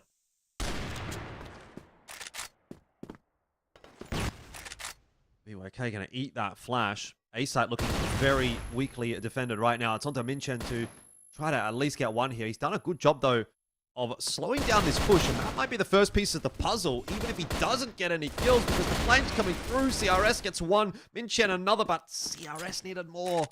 And he will be taken down by Jaguar. It's QJK now passed with a 1v3. And yes, Comics and Jaguar are tagged up, but Doom's full HP. Good post plant set up here as well for Anubis. And now Jaguar has the info. lose his life for that trouble, but it will prompt a bunch of util getting dumped. Now Doom, that's an overstep. That could have been a really good chance for QJK. Does the damage, but doesn't get the kill he needs and gets eaten by a grenade in the end. And so Anubis are on the board. This is the thing that makes me always like just get so nervous and just kind of sweat on these situations, is that Anubis were in a 3-on-1. I think it was Dipsy, if I'm not mistaken, who it was that went for the big swing, full HP by the way, and then somehow like was barely able to escape that duel. Like again, over peaking a situation just to get some intel probably wasn't necessary. But I mean, they get the round win, but it was very dicey to say the least. So now we can see they're starting to put a little bit more foot on the gas. They're just trying to put a little bit more pressure on this. A very nice execute. Now they're starting to get this firepower ready to go, ready to rumble. And look at Comics right now, sitting at a 7-1. He is quiet in the first map, but now he's trying to make a statement once again. And the desk was talking a lot about him, what he was able to bring to this table.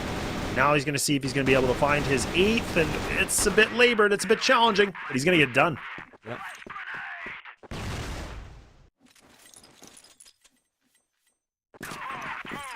All right, 2-1.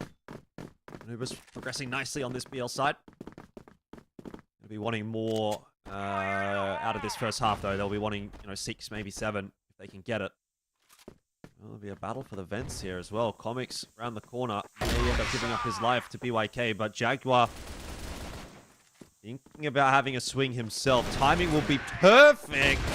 BYK just going to be turning around as the hit comes into A. That was really nicely set up from Anubis. Little bait and switch, and it works out. Got the site. They've got a 4v2. They've got vent control, and the diver knows that he's really under pressure here because that push out of the vent could be happening at any point in time. Jaguar is happy to just sit and wait. He knows he doesn't need to do anything. Try and let Doom and Sad get this one done, and he'll be the insurance fund. Worst case scenario, and Head Diver still got to be worrying about it. Just by existing, Jaguar is causing pressure here. And that is going to be that. 3-1 for Anubis as they carry on with this little win streak they're starting to put together. Yeah, exactly. And honestly, this is the thing, like for me, is that for Anubis, like to really secure themselves this map in their favor, is they're going to have to get as many rounds as possible on the BL side, because this is, again, it's the bread and butter. This is their comfort meal. This is what feels really good, right? And that's where 999, a team that it's not well versed together of this roster, that's where it gets, really just configured pretty quickly. So when that defense starts to crumble a bit, and now you're starting to see some good efforts coming through, but Anubis just, once again, they've really just started to put the plow on.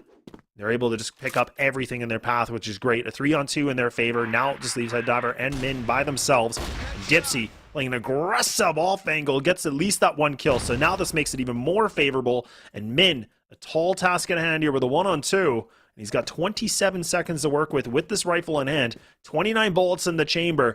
He's just going to have to hit 2 perfect shots. He gets the 1. Oh, man, and he just misses that second opportunity.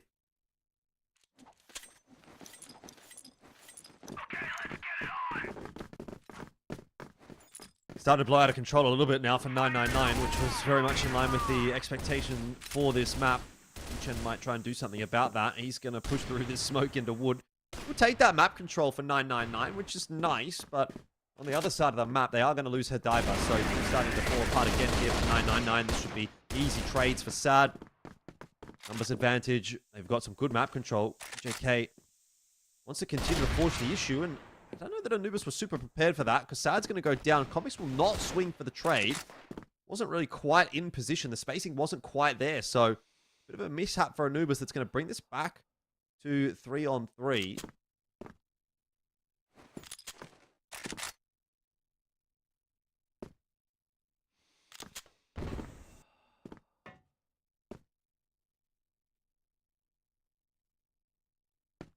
Good work from Dipsy, though. He's creeping through that. Yeah, I was going to say CRS is, I don't know. I get what he's doing. He's getting that info, but it's a dangerous game, especially I thought he had the spot that he knew Dipsy was going to be there, and now this is just becoming Anubis just really taking over and really demonstrating why they like this map. A really good scoreline right now, 5-1.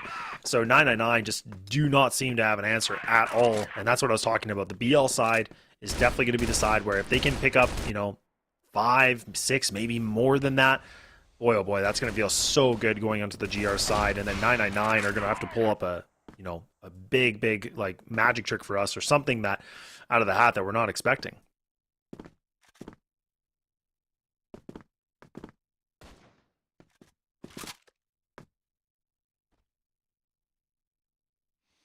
work from BYK, though. Getting some intel. Oh, he's going to press forward. Yeah. BYK gets sad. And again, tough one to trade through those doors. So we're back to 4-on-4. Comics is going to stick around. That's not a favorable duel to be taking, though, against a sniper rifle with an AK. So he'll go down. And again, a little bit of a mishap for Anubis that they're going to have to try to pull back. Jaguar's got some nice positioning close to the B bomb site, but C4 needs to be retrieved as well, and that might actually be found by BYK. Yeah, he's on top of the C4 now, so he knows.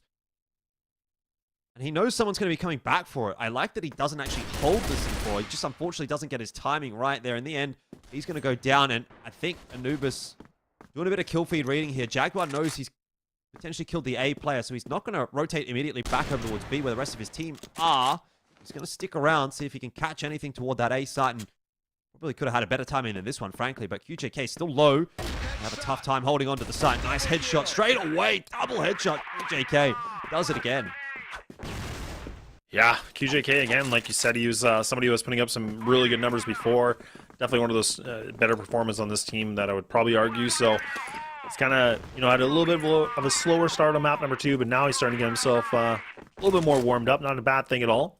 5-2, though. It's getting closer to the end point of the first half. And really for 999, again, if they can be able to find themselves, if they can find these last 2, I mean, this would be huge, just in the fact that it'd be a nice transition over. Doesn't allow Anubis to have a big lead like that. So we'll see. UIK gets the first shot. Can they be able to find more? Min's only able to get himself that 1 kill on wood, but these snipers are really, really starting to make good connections. And it's perfect. And now it's all down to Dipsy on a 1-on-4. Does find the 1, but yeah, not going to happen at all. 999, again, giving us these surprise little elements of pocket plays where they're, not really looking like they're in the game, and then they show us life. They show us that they're still in this. Yeah, I mean, a 6-3, though, would be a stable enough position for Anubis to play from. But 5-4, I start to wonder. And, okay, we'll see if 999 can pull this one back. It was a 3v5. Again, these snipers so good at finding picks, and even the pistols quite threatening. Anubis, only 2 players committing to this B push, and Jaguar's just like chilling over on A. I'm not sure what that is from Anubis. Really not sure. I mean, that's not a good round at all. You have a 5v3, and you've kind of just thrown it away. Yeah, no, man. And this is kind of the, again, this is where I try not to be so critical of like Anubis, but this is where, again, like we see these situations where they have such good leads and then it just falls apart really quickly, right? And then again, you can argue the other side of the coin here is that 999 really have just been playing a little bit better. They're starting to hit their shots a bit better than what was before, but this is where I've really struggled, where Anubis, they kind of run hot and then they just cool right down. Like they hit the ice and there's no movement at all. So now 5-4 half, that is in favor for Anubis. Probably should have been a bit more considering how it was going, but now we'll see how well this defense can be, and it's looking like, yeah, they're going to express a little bit of that frustration as they're just loading up the kill feed. Doom takes his own life away on this one. It gives a 3-on-2 advantage, but let's not forget, Jag and Sad are both critically low. They have minimal HP, but it is QJK with some time to make, but he just cannot seem to land a damn shot. A bit of a resurgence from Anubis there, isn't it? As you said, that frustration may be coming out in this round. Could have been a much more stable lead for Anubis than it is coming into this second half, but at least if they convert this round, which they should, they're going to be holding on to a solid enough lead. That said, it is QJK here in the 1v3, and I think if anyone's going to do it here for 999, it probably is going to be this guy. I like this as well. It's a bold choice to try to make this rotation, but honestly, you kind of have to go for something. I'd have almost liked to have seen him keep going. The fact that he's now going to go back towards stairs just, unfortunately, was some of my anticipation for this round. QJK, he's not quite going to get there in time. I think if he could have kept pushing in through wood, got into control room, it would have made a big difference. But yeah, 100%. in the end, not the case. Yeah, it's a tough one, right? Because in these clutch situations, again, you have to remember, like, you're making these quick decisions, and like once you make that decision, you almost want to just stick to it, because this, as soon as you kind of hesitate or you start to like second guess yourself, that's when the misplays really happen. And QJK, like, he went for the play. He's like, look, they're gonna rotate through wood, then I can go back downstairs and make a fight. I agree, probably in that kind of position, if he was taking that long not to find someone, yeah, going all the way around on top control could have been interesting, but you know, again, just kind of going with those micro decisions, you know, in critical moments, it just doesn't pan out well for him. But for Anubis fans, it's going to be great as they take an easy retake scenario, getting themselves the first round of the second half. Double snipers available for $9.99 and an easy kill for CRS. And it's actually a perfect read. I don't know how he knew that Dipsy would just be there, but really good read on it. Now they get themselves a little bit of an advantage. Min and Head Diver, though, they're in the red, though. This is not good. This is not good at all. And it should be a done deal. There we go. CRS is really starting to cook.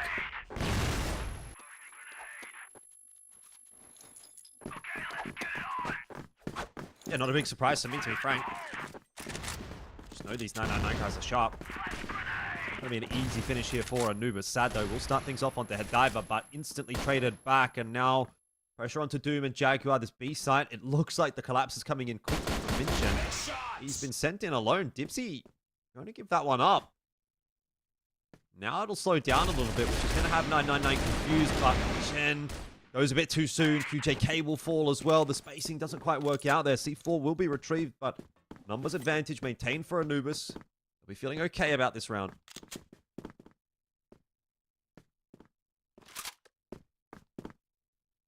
Yeah, it should be well, I don't want to say free sight, but they should be able to get themselves across into this. And Comics, again, just kind of playing a bit of an off angle in the stairway and control room, which is fine.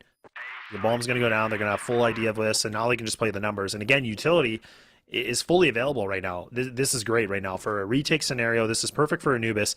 And the question is if they want to go through this tight corridor of the stairwell, or if they want to go around into wood. You can see CRS now. He's starting to get a little bit investigating on this, and this is good. This is what we wanted. He might be able to do the backstab. This could really change things around. He might have the perfect timing. He might be able to find these bodies. Gets that first kill, but can he get the second? His teammate's going to be able to help him out. And Anubis now, unfortunately, in an advantage situation, is just crumbled like a cookie. And Dipsy's face, that's kind of mine right now.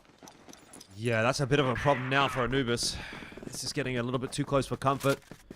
They're on the GR side, which is, again, typically a little bit harder to play. It's a good grenade, though, onto CRS at the diver. Cut the round off with a bit of extra damage. Need to see Dipsy and Sad get a little bit more involved in these early rounds. I think Sad has been able to find his sort of one per round, but Dipsy's been a little bit quiet.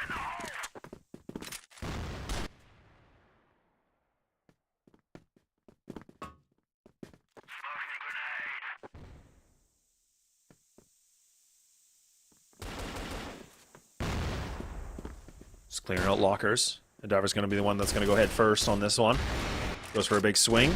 Does win the engagement. Now Sad. He's going to have to be the anchor. But unfortunately, shallow water, so he's not able to do too much on this one. And now 999 just find these kills. Left, right, and center. Going to get this C4 down. Leaving it just down to Dipsy and Comics, the last two remaining players for Anubis. Figure out the clutch scenario for each other. Again, Dipsy full built to utility, so this is not bad. So they could get the pop flash if they want. They could try to see what they can do with the swing. Nice little bit of a pop kill from Dipsy. Bringing it back to the 2-2 now. He's going to pick up the HK. He's got full ammo on this, so he should be fine. Head Diver trying his best with the AK. Finds the first head. Can he crack the second? Indeed, he will. So a great round for the new edition of Head Diver. He's definitely not been going astray in this matchup. And I was expecting a timeout to come through here. That's not a huge surprise from Anubis. So they've got to try to figure it out pretty quick, smart. It is a game that feels like it's kind of starting to run away from them a little bit here in the second half. I'm not sure necessarily what's gone wrong. A couple of these rounds they've been able to open things up and get the initial frag, but haven't been able to convert that into a round, so that can be frustrating. Potentially just a mental reset type round. Or a mental reset type timeout, I guess. Just have a minute or so to collect your thoughts. Yeah, and I don't even mind this, honestly. Like, again, it's, you know, the scoreline's still pretty tight, but I think it makes a lot of sense right now just for Anubis to call this, because I feel like they're still playing tactically a decent game, but it feels like things are really not fully connecting in terms of like hitting their shots, and 999 are starting to be able to run around a little bit more than they wanted to. So good moment for these guys just again figure things out. I feel like they've been a pretty good team about getting these timeouts and actually being pretty effective from that. I felt like some teams we notice they have timeouts and nothing really changes, but this team definitely you notice a big change for these guys. But we'll find out if that's going to be the case, because it was a bit hot in the beginning, and then like I said, it's really cooled off. So I don't know what's kind of made them cool off this much, but let's hope that Jaguar's been able to kind of fire these guys up a little bit, or Dipsy, because he's always the one that's quite vocal on this team too. Yeah, Dipsy in particular hasn't really been finding a way to make any super significant inroads into the early rounds, which is typically something that he's quite known for. You know, it's quite a strong suit of his.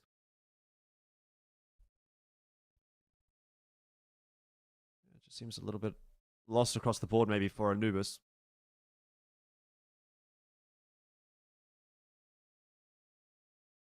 We'll see them come back into it at some point, whether that's on this map or whether that's on map 3. I still have a lot of faith that they'll be able to close this one out.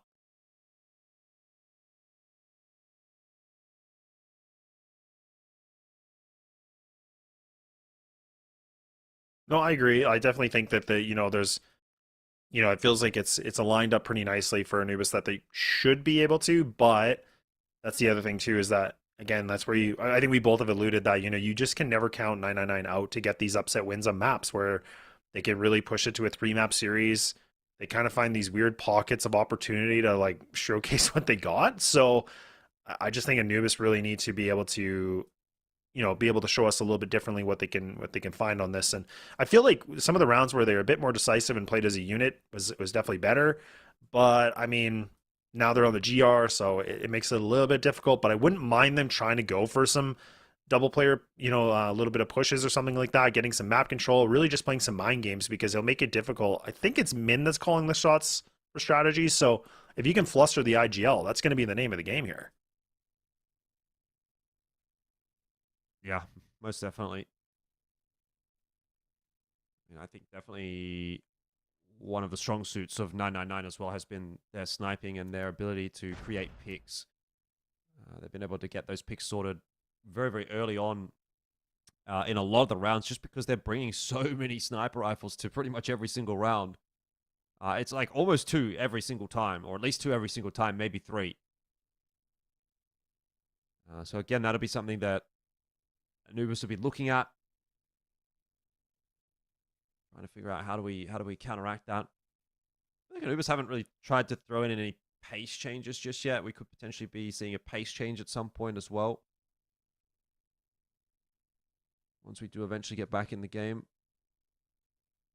Some issues on the technical side. It sounds like we're about to get back in, and a big couple of rounds coming up here for Anubis.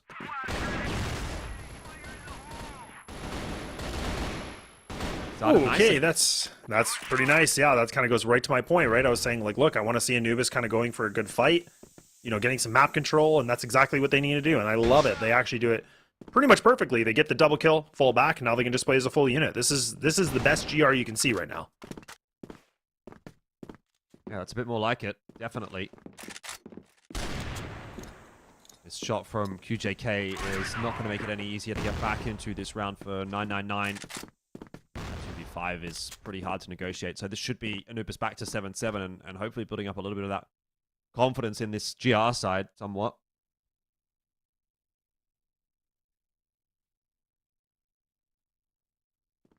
Yeah, they literally just like this round should be theirs, but they just have to play together. Like, this is where I get a little bit nervous for some of these teams, because for whatever reason, they always kind of go for these weird little bit of like one individual plays where they kind of like investigate to get some intel, which I think is so unnecessary, especially when you're up 5-on-2. Like, in this position, you just play your sights. This should be a done deal. Unless, again, 999 hits some insane shots, it could be a conversation, but that's just not looking likely now. Unless BYK is, he's got something served up. But now he's getting overwhelmed with numbers. Oh, Dipsy, what on earth? Okay. Whew. Okay. A little bit of a weird fight, but he gets it done.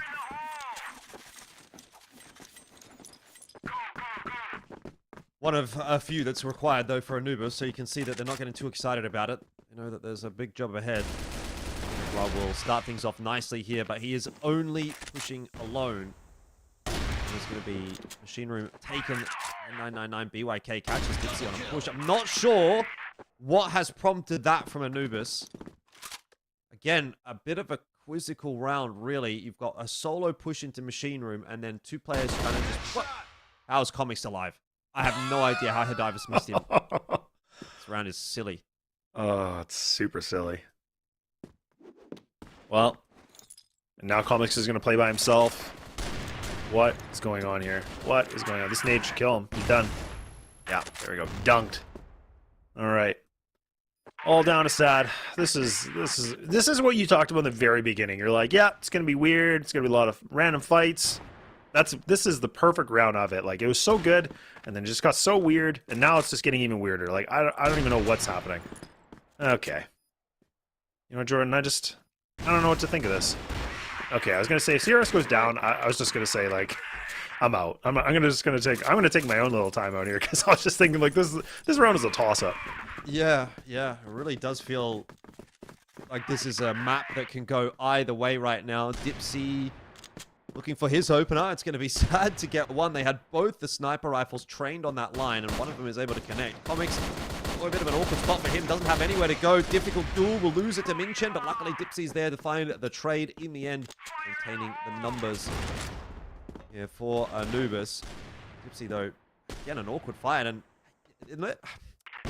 I don't know what I'm really seeing here from Anubis at the moment. I don't find that they're really helping each other out all that much. They're kind of just taking a lot of these individual duels. You know, you get the opening kill, and then all of a sudden you're taking fights all over the map. You're coming down to 999's level. C4 has been dropped. That's of benefit, of course, to Anubis. But again, you're relying on Sad and Doom to kind of like just win some individual fights. CRS hasn't been spotted yet. He's a real danger man, and of course, he's going to get Sad. Now it's on to Doom to try to take that fight, but he's got to be aware of where the second player is coming from, and I think BYK is going to get this one done. He will.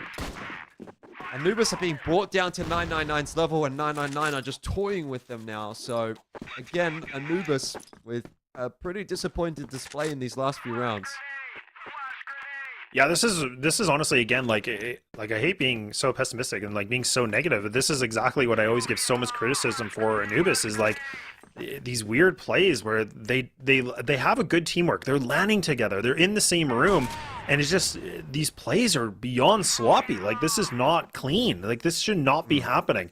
It just feels like their columns just pretty much become minimal. They don't have any sort of teamwork together. They're playing these weird one-on-one pushes. Like, everything just feels like it's all array, and I don't know what it is, but I mean, a moment where they were winning the map and then there was a close series is now turned into a map series, or a map, you know, potential win here. My apologies here for 999, which it shouldn't have been like this. And this is the map pick for Anubis. So things again are looking like the weak point for these guys is really that weak. And it feels like they just can't seem to get healed.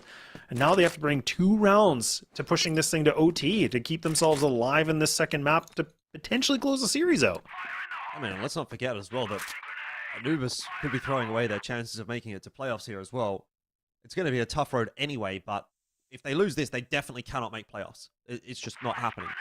And for a team that was second place last season, to drop all the way to 5th this season would be a real spiral. And I think it would indicate to me that second place last season was an overperformance, frankly. We'd seen them sort of floating around that 4-5 position in previous seasons. Then they eventually hit second. And we're like, okay, finally, you know, Anubis have got that experience. They've leveled up and they're here to play. But yeah, maybe it was just a bit of an overstretch in the previous season, and we've kind of reverted back to the mean here with a very, very inconsistent Anubis. If you can't even beat 999 cleanly, then chances are you're not beating anybody cleanly. Comics or the double, fighting to try to keep this in control for Anubis, but they have lost the B-bomb site. Jaguar's gone down, untraded as well. C4 has yet to make its way into this site. BYK is looking for another pick to bring this one back to 3-on-3, and Anubis could not afford that. Surely, BYK, he's got Comics in on the rotation as well, and this is starting to look a little bit egregious. Back to the 2-on-2, but the bomb plant's gone down. It's now favorable for 999. Doom wins his duels. QJK is low. Team comes together. Shot missed by QJK, and Doom just keeps it alive for Anubis. Oh, wow. That is, again, just too close for comfort. Like, this is the thing. Like, you can even see it, like, on their face right now. Like, again, there's so much stress, and I don't know if that's maybe what has seeped into this, is that they put too much pressure on themselves. I have no idea, but look, they do some good utility damage to start things off. That's a really, really nice amount of work, but they now need to be able to find this round. They have to reset for the overtime. Again, to keep the conversation of them, to keep that map in their favor. And like you said, if they lose this map, I think this really does kind of paint the full picture for them, where I think the playoff run really is, it's not going to be the effect. I mean, this really is so much riding on them. And that's where I start to question a lot about what's going on internally for these guys. But, oh, there's some close shots. It's a little bit of tenderizing. And now it's all come down to this.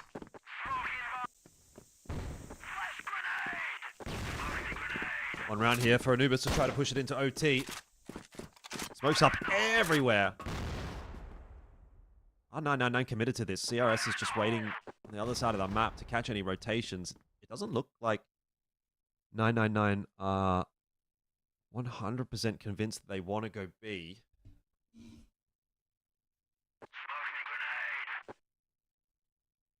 Surely got to be running out of util pretty soon.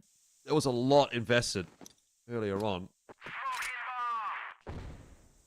Yeah, if these smokes can be saved for a little bit longer here from Anubis, that's going to be nice, because that's just going to buy them some more time, right? That's going to allow them just to be able to really push back this offense, and now allowing them to reposition themselves for the plan of attack. And you can see, like you said, 999 looking like the bomb is in locker room. They're going to commit to this B site. It's just a matter of when. And right now, the lurk of CRS is still in wood.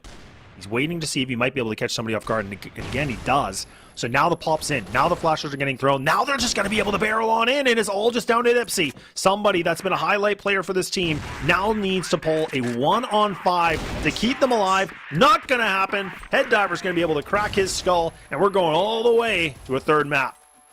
Yeah, I think we were kind of expecting that, actually, for a little while. It really did feel like Anubis kind of like lost sense of this game in the latter stages of that second half. They just couldn't get it together. The plays that they were making were very, very individualistic, and they couldn't really find that cohesion as a team, which has, again, consistently and always been a problem for Anubis. And in this particular instance, it has reared its ugly head once again, and it's forced us through to a third map, which, of course, 999 are going to be pretty stoked about, because they might be able to take another series away right on the 11th hour of the season. It doesn't really matter for them, but at the end of the day, a win's a win. You're going to be happy about it, and you are potentially also like the arbiter of what could be a huge problem now for Anubis. We'll find out all of that out, though, after the break. Obviously, we're going to be heading into a quick one and then into map number 3, so don't go too far away. We'll see you guys soon.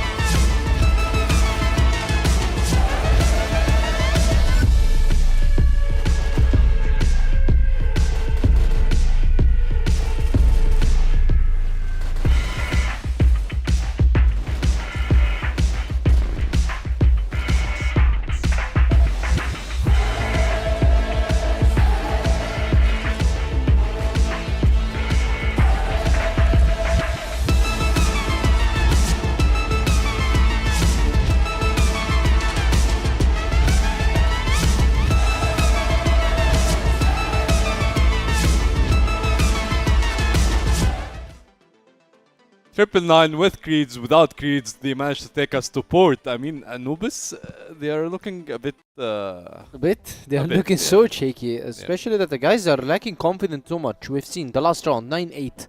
You're playing versus Triple Nine, the last team, the team that has only 2 wins in the league. And you can't gather information, you are stacking beside, and you know that there is a push is going to be happening somewhere. And you need this information, you are stacking beside, just get the information. Even though if they pushed, you're still stacked. But still, they lacked the decision making, they lacked the individual skills, they lacked the aggro plays. Tipsy tried to play aggressive, he tried to get some kills, but he couldn't. The guys are all on a very, very low confidence level. Yeah, and I feel like the issue, like in map 1 that we talked about, it still existed in map 2. Like, I feel like the guys are missing a lot of shots. Like, they're just appearing in front of the others' POV, like in terms of Triple Nine, and they always miss some shots. It feels like in terms of again, I like the word, so I'm gonna use it again. The firepower, Anubis are not there, and this is what makes a lot of difference in multiple rounds. And as we can see, like through the KDs even, I mean, on paper it's a bit close, but like when we see it in game, it feels like the guys are, like the shots are not connected. It feels like they are not communicating with each other. It feels like something is off with the noobs. Yeah, they're kind of playing not their style. They are so defensively based game, which is not how Anubis played last season. Usually play very aggressive, trying to get all the picks in the world. But now maybe everybody is expecting this from Dipsy, from Anubis, and from everybody. And I guess that's why Anubis usually, when they play aggressive, they get the kills, they get the rounds, they make the rounds more easy. But if they don't play aggressive, they don't have kills, it's 5v5, they struggle. They have some difficulties. I don't think Anubis is playing the same game that they used to play in Season 1. No, this is completely different game, and they're playing, as I said, out of confident level. And now PingPongPals are only 1 map away from going to playoffs. 1 map. We're not talking about win. We're talking about 1 map. And Anubis has to play InnerCircle next game. So if this is going to be the game before InnerCircle, so I don't think InnerCircle today, play the game. Anubis today, play the game. Both going to be playing together the next game. But look at this game and look at this game. They're struggling versus Triple Nine. They destroyed Gaimin Gladiators. So tough for Anubis. Yeah, it doesn't look good. But like, let's talk about port, because like you said, Triple Nine are actually good at port as a team. And like Anubis now going into map 3, like the pressure is even higher and higher on this team, because like you said, like losing today, it means that you are. It's over. Yeah, it's over for you. So it's 1 map. Anubis is gonna be playing 1 map. You either put everything. Don't hide anything for the playoffs. Just put all your efforts. Reset mentally, as if it is the first map you're playing this season. Put it, win it, and leave the rest for the next games. Otherwise, if you're gonna keep thinking, oh, we need to win this 2-0. Oh, we lost the second game. Now we need to win the third game. Oh, we're going to be playing InnerCircle, which we might not win. So you will lose this game. Who knows about the InnerCircle game? So Anubis players need to focus on also Triple Nine. Shout out for these guys. They're playing very good. Very, very good. And to be honest, they deserve it. Ankara win and Subbies win. 100%. And Port is ready. So Elvish and Laz, one last time today. Take the mic. All right, thank you very much, gentlemen. Yeah, ready to go into this in the 3rd and final map of the day. And like the Des talked about, it's like, look, everybody's just going to have to put the gloves off. Everybody's going to have to just put up firefights. And that's exactly what is getting delivered here to start the round off. And it's 999 that just guns blazing. And they get themselves moving still with the momentum for the map win.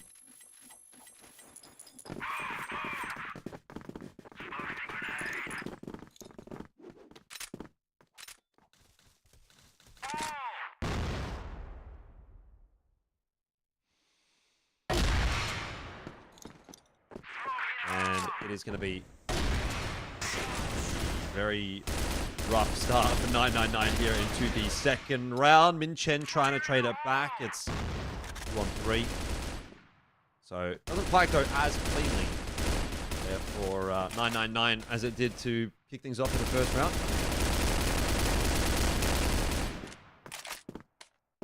Yeah, I like how Penguin, is kind of, he's definitely being pretty good about it, and just saying, and polite, being like, look, like Anubis, like, you just got to get everything now, right? Like, don't save anything, just, exploit the whole playbook, just play your game, because that's exactly what has to happen here, right? Like, you shouldn't be saving any ideas, just try to go for the win for a little bit more pride in this sense of, you know, getting your placement in the top, you know, probably top 5 argument, I would think now.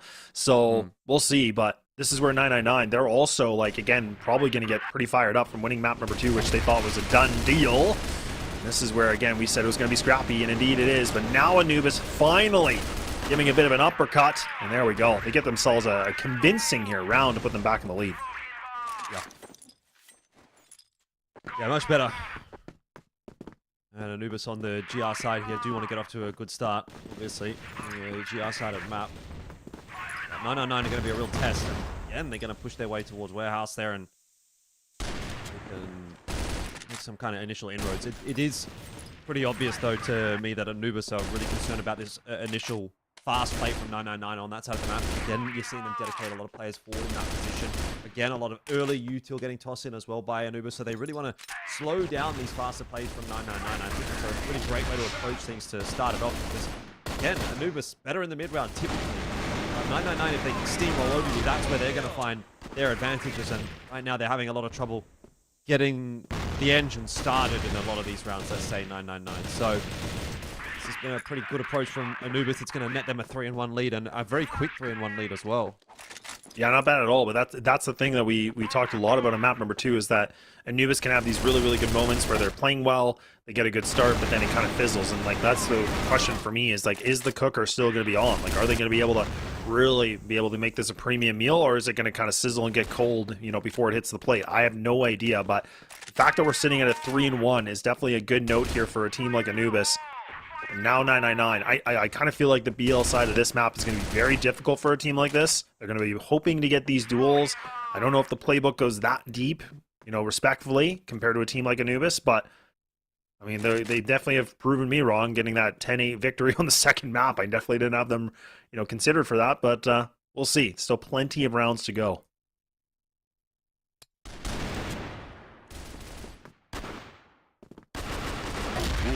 Ooh, okay. Taps in there from QJK. Going to be the end of Jaguar, who tries to get his own aggression stamped on the map, and it doesn't work out. Now it's Comics' turn. He actually had a little bit more assistance there from Doom as well, so it's going to make that one work onto QJK, and back to the 4-on-4. It was a decent start for 999. They have still at least been able to make a hole in that defense somewhere. They don't have their own resources to send a full squadron forward. It's a good one onto Comics. Ooh, and they're just going to send it. Yeah, they're just going to go right for this A-pop. So not bad. It's sad now. He's hoping for Comics to be able to help him out a little bit, but now he's hoping for Doom to be able to save the day, and now it's just a pistol fight. This is not great, but oh man, when you're hitting shots like that, that's definitely going to do. So now CRS hoping for his teammate to get there a little bit quicker so that he can get the timing to be able to pop onto this, because he has to be able to get the perfect timing with the pistol. He needs the Colt to be able to find a connection, but now Doom's just going to go for the hunt, giving up his body. It's getting a little bit scary, a little bit weird and awkward, but it's still Anubis to come out on top.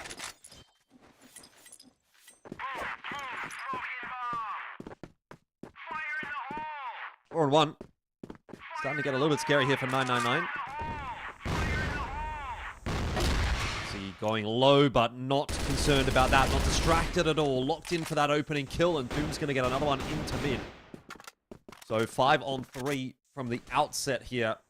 And Anubis continue to maintain their stranglehold on this GR side of Port. Not even just thinking about, you know, maybe having a decent half here. They're actually starting to look like they could have a really, really stable first half. Something like an 8-1. More or less seal the deal. CRS has been found out. Comics spotted him through the gap. Just one after another. The 999 guys are essentially falling over, and it doesn't really seem like they have a whole lot to show us here on the BL side of Port. We may need to just try and default back to another rush or another faster play, because that doesn't really seem like there's a whole lot in the strat book necessarily here for 999. So the only way that you are really going to win a round or two is actually overwhelming with firepower, and I don't think it's going to work here. Dipsy got the pre-information, very happy to set himself on that line. Sad's got another one, and somehow Dipsy's still alive. Doom in there as well. Flashes are not effective right now for 999, but they certainly are doing a lot for Anubis. Great counter util, good protocols from Anubis. And that is 6-1. That's honestly, like, a round like that is perfect because, honestly, like you said, you pretty much, got the perfect analysis on it because, again, the flash work was just, it was immenseful, right? I mean, everybody from 999, no matter what they tried, blind as a bat. They could not see a thing.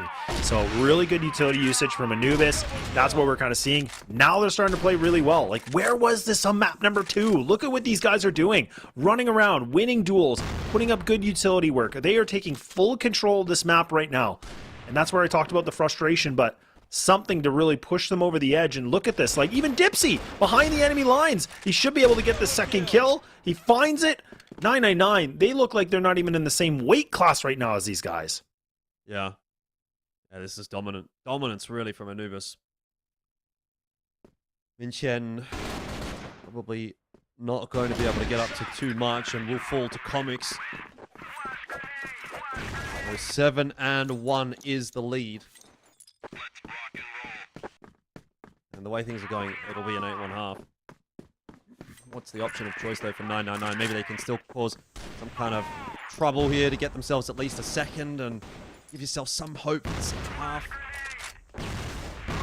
Look like it's going to be a very positive map, unfortunately, for 999 here after a good effort made there on sub-base to push it over the line. It was all for naught. Sad. Through the smoke there. He's going to get the better of Head Diver. He's going to stick around for more. He's got the pistol in hand. There's just too many numbers, though, for him to deal with. And Comics caught in transition means this is just pretty much down to Doom. Jaguar's there to back him up. The cancel has been called by 999. They're going to go over towards A. They know they've got CRS taking mid control. Triple sniper set up here, by the way, for 999. And it seems like it's going to work out. Doom's been spotted. CRS will fall. So he's still in with a chance here for Doom if he can close the gap. Yeah, because like you said, with the triple sniper setup was interesting because now, I mean, yes, it's still very strong because obviously the one shot to hit, but if they miss those shots, it does give Doom some room to work with and his position can get a little bit better and better. There's one piece of utility remaining. I don't know if they're going to expect him to be in this position. He's actually been able to sneak himself into this. Oh, that little bit of a shot. I was hoping he could just trigger discipline himself a little bit to be able to sneak through. So yeah, he's going to get caught in the crosshairs, but you know what? That's fine. I mean, it's going to be the second round that 999 are only able to grab in this first half. So all things considered, still a very dominant performance from Anubis and really showcasing themselves, the strong GR side. But now, can they close the deal? Can they be able to find that 3 and just get it done and getting themselves at least a victory here on the leaderboard? DRS not going to be able to do anything on that B hold, and he is the sole B defender, so that'll be the B side taken straight away. Anubis are not too concerned about that one at all. Very happy with it, in fact, and 4-on-5 to ensue. Dipsy jumping up on the box over the top. I mean, you can see how supremely confident Anubis are taking these fights, and that is an easy cleanup for them. Yeah, this is honestly, again, Rick, a really strong performance, and I was kind of thinking a map like this was going to be really good for Anubis, but again, like, just in terms of everything at stake, you really wanted that 2-0. You really wanted to get yourself in the position of just a clean series, be able to possibly put yourself in that contention for the 4th spot. But we'll see. I mean, they're now showcasing that this probably should have been the second half if they should have, if they could have gone for their pick. But either way, it's just a massacre right now, and 999 do not have an answer for this at all. Now the round is somehow turned into a 1v1 with Anubis just full sending it. Hit the NOS, and now Sad's going to go down. So BYK will be able to find the clutch through the thick and thin of it. But man, oh man, that was a bit of a weird nail biter. Yeah, I mean, I think the thing is, like, Anubis got to remember they can't completely disrespect 999. Probably does feel like they can. Probably feels like they should be able to disrespect them and do whatever they want. But 999 are still a team that can shoot back. And it seems that 999 want to, again, take that fight to Anubis. They shove in through mid. They take that warehouse control straight away. But Anubis doing much the same right behind them. They've got no idea. Raps coming in. Minchen turns around just in time to make a difference and get himself one, but CRS under pressure, fighting for his life. He gets away with it. Dipsy doing the same. Double kill, big from him. Brings it back to 2-on-2. And the round will slow down now, as it can still go either way. 2 isolated GR players means that Anubis can force some 2-on-1s here. They definitely could, and The C4 still being in the back of, well, back in BL spawn, essentially. I mean, just like, it's kind of a bit of a reset, right? I mean, this is where Dipsy's really, really thinking 999 are just going to go full send. They're going to just try to, you know, get the laces tied up, and they're just going to go for a nice run. But they're kind of playing these one-on-one setups, which is not a bad thing in a way. It's not really the greatest, just because they can't really trade off each other. So they have to hope that one of these guys can be able to at least find the one-on-one bare minimum. So now we start to see that QJK is starting to move a little bit on this, realizing he probably should get a little bit closer for his teammate. Yeah, this is again where it's a little bit awkward, because 999, I feel like, are in the position they shouldn't have to overextend on this to get the intel. It's more Anubis. They're the ones that obviously have to make the play here to get this bomb down, but them running the clock this low, it makes sense. They're just trying to be patient on it.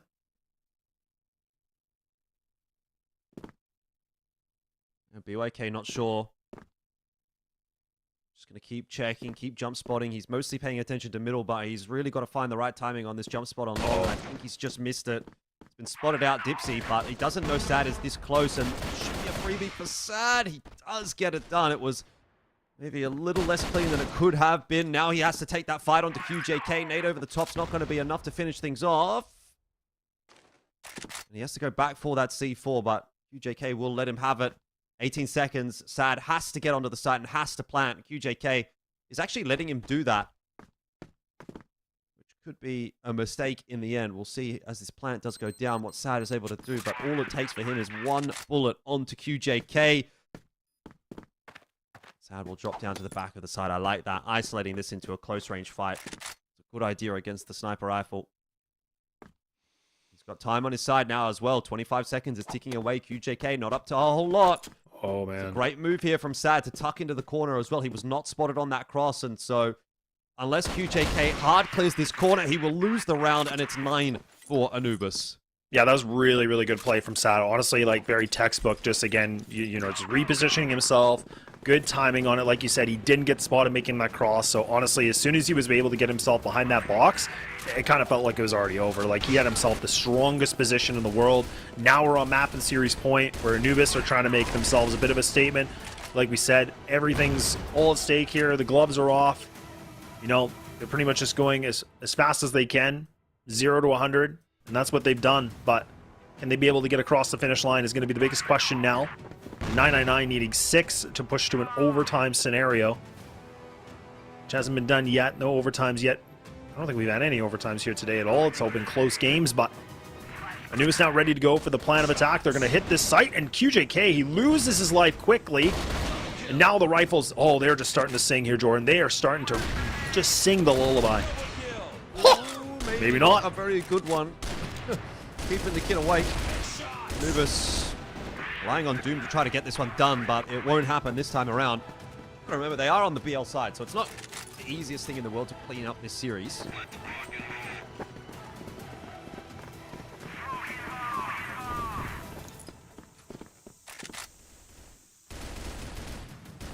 Keep on having a crack. Into middle again, Anubis go quickly. Forward hold one more time from 999. They would get their timing to push into mid greatly. They'd catch a bunch of Anubis members on the climb. What's going to happen? UJK will hold close. Ooh, misses the quick scope. And has to back off. Knows that there's some control given over to Anubis. Now nades over the top. Damage done on either side. But hasn't drawn a full rotation out from 999. The one thing is, CRS pushing out of B. We start to get a bit of info here. This is a really nice forward hold. Didn't expect it. Actually, he does. Really, really good read. And now 5 on 3. This is looking really, really good. He's going to get thrown in mid now. Min's just going to spot things out just a little bit more. So Anubis in prime position to get this thing done. All they got to do is just make sure they can get the execute done flawlessly here. Unless 999, again, somebody can pull up the big reveal and a multi-kill from somebody is going to be required in this kind of a situation. QJK is playing the low end on this. He's not actually playing on top tower, so this is a really nice little bit of an angle, because even this with this kill, he should be able to fall back, reposition. He actually misses that first shot, but does get himself some redemption. Looking for more. Finds the kneecap of Jag.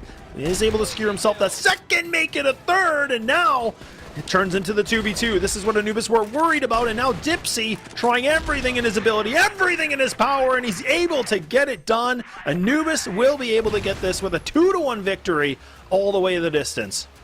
Yeah, pretty solid day at the office in the end for Anubis. It is going to make that loss yesterday against Gaimin Gladiators a little bit more crushing, just because had they won that game yesterday and then they obviously win this game today, they'd be in a much better position to be making it through to the top 4. But as it stands, Anubis not out of the running just yet. They'll need to beat IC tomorrow. They'll need a couple of other results to go their way. They are maybe still in the conversation for a top 4 with that win. Of course, 999, they're not going anywhere. But yeah, look, I got to say, like, I think a decent game across the board from both teams. I don't necessarily expect Anubis to get through that one super cleanly. 999, I think, a good enough team to take a map, and so both teams kind of upholding their end of the bargain. But that's us done for today, lads. We'll hand it back over to the analyst desk to close the show. Bye-bye. Anubis Gaming managed to win 2-1 against 999. Their hopes are still alive, but like there is a lot of calculations that we'll have to do. Yeah, they need a calculator. Yeah, exactly. Yeah, they are still, as Elfash said, they are not out of the race yet, but it's a very tough. They need to get the win tomorrow in order to book themselves a ticket in the playoffs with the loss of TBI, with the loot of PingPongPals versus TBI. Yeah. So now it's kind of more complicated for Anubis after losing some base, because they wanted the definitely they needed the 2-0 win, but still now it's 2-1. They're gonna be maybe trying to do the best until the end. So now Anubis still, as we said, they have a chance, slightly chance, and now everybody didn't expect 999 playing this good yesterday and today, by the way, especially today, because today Creeds wasn't here, but yeah, here it is, it's 999 still. They are a very good team, and you cannot expect how these guys are going to be playing in the next game. They have their ups and they have their downs. Yeah, 100%. 999, like, props to them, because like they always give us a fight, but they don't back down easily. They always like give like, even the higher teams in the standings, they only give them a struggle in the game. So 999, like it was a very nice try. Anubis on the other side, I want to talk about like how should they approach the game against IC, because IC are looking very scary, and Anubis, I mean, they won against 999, yes, but like it's not the convincing way that we can assume against IC this team can give. Like, can give what's needed to take IC down. Well, it's every game has its own calculations, and it's, or maybe it's today not Anubis' day, and today definitely it was InnerCircle's day, because yeah, these guys, we said that InnerCircle can 2-0 GG, but who expected InnerCircle winning 10-0 versus GG? So it's every day has its own calculations. So tomorrow we cannot expect what's gonna happen, but what I'm sure that Anubis will give InnerCircle a very good fight also for InnerCircle, and we cannot say that this is the team who have the better hand or upper hand, and this is the team that might be coming into this series loading it mentally, because just one game or one day the other team was off. So now Anubis, the playoffs are kinda on their hands. They need to beat InnerCircle. 2-0 is gonna make them a bit feeling more comfortable, and still InnerCircle needs to improve maybe their placement. They want to be secured second place if they be able to win Anubis tomorrow, and then PingPongPals, all they need to do is just beat TBI, maybe 2-0 in order to go to the playoffs. So every team, the playoffs is based on the performance and how they're gonna be securing it. Looking at the standing right now, yes, definitely ROC Esports 13-0. One more game for these guys and they are unbeatable for the regular season. We're gonna be waiting for the playoffs. InnerCircle now back to second place after beating GG and just surpassing them with 2 rounds. Why? Because they beat them 10-0 today. Yeah. So it's only 2 rounds. The same sets, the same wins, the same loss, and it's only 2 rounds away. Yeah, so like anything can happen in the standings until the last day, and this is what's really good about this season of CrossFire, like the competitiveness, the closeness between all the teams, and like we're going to wait until the last moment to know who's going to qualify. Tomorrow is a very important day, because tomorrow, if Anubis wins, it keeps their hopes till the last day. If Anubis loses, that's it for Anubis in this season. They are 5th place. They're gonna be waiting for InnerCircle to at least lose from PingPongPals in the playoffs. Yeah, and we're gonna know all of this tomorrow at the same time. So we're going to wait for you guys to witness what's going to happen and to know who's going to qualify for the playoffs. But for today, we hope you guys enjoyed the stream, and we hope you guys have a good night and have a good rest. Bye bye.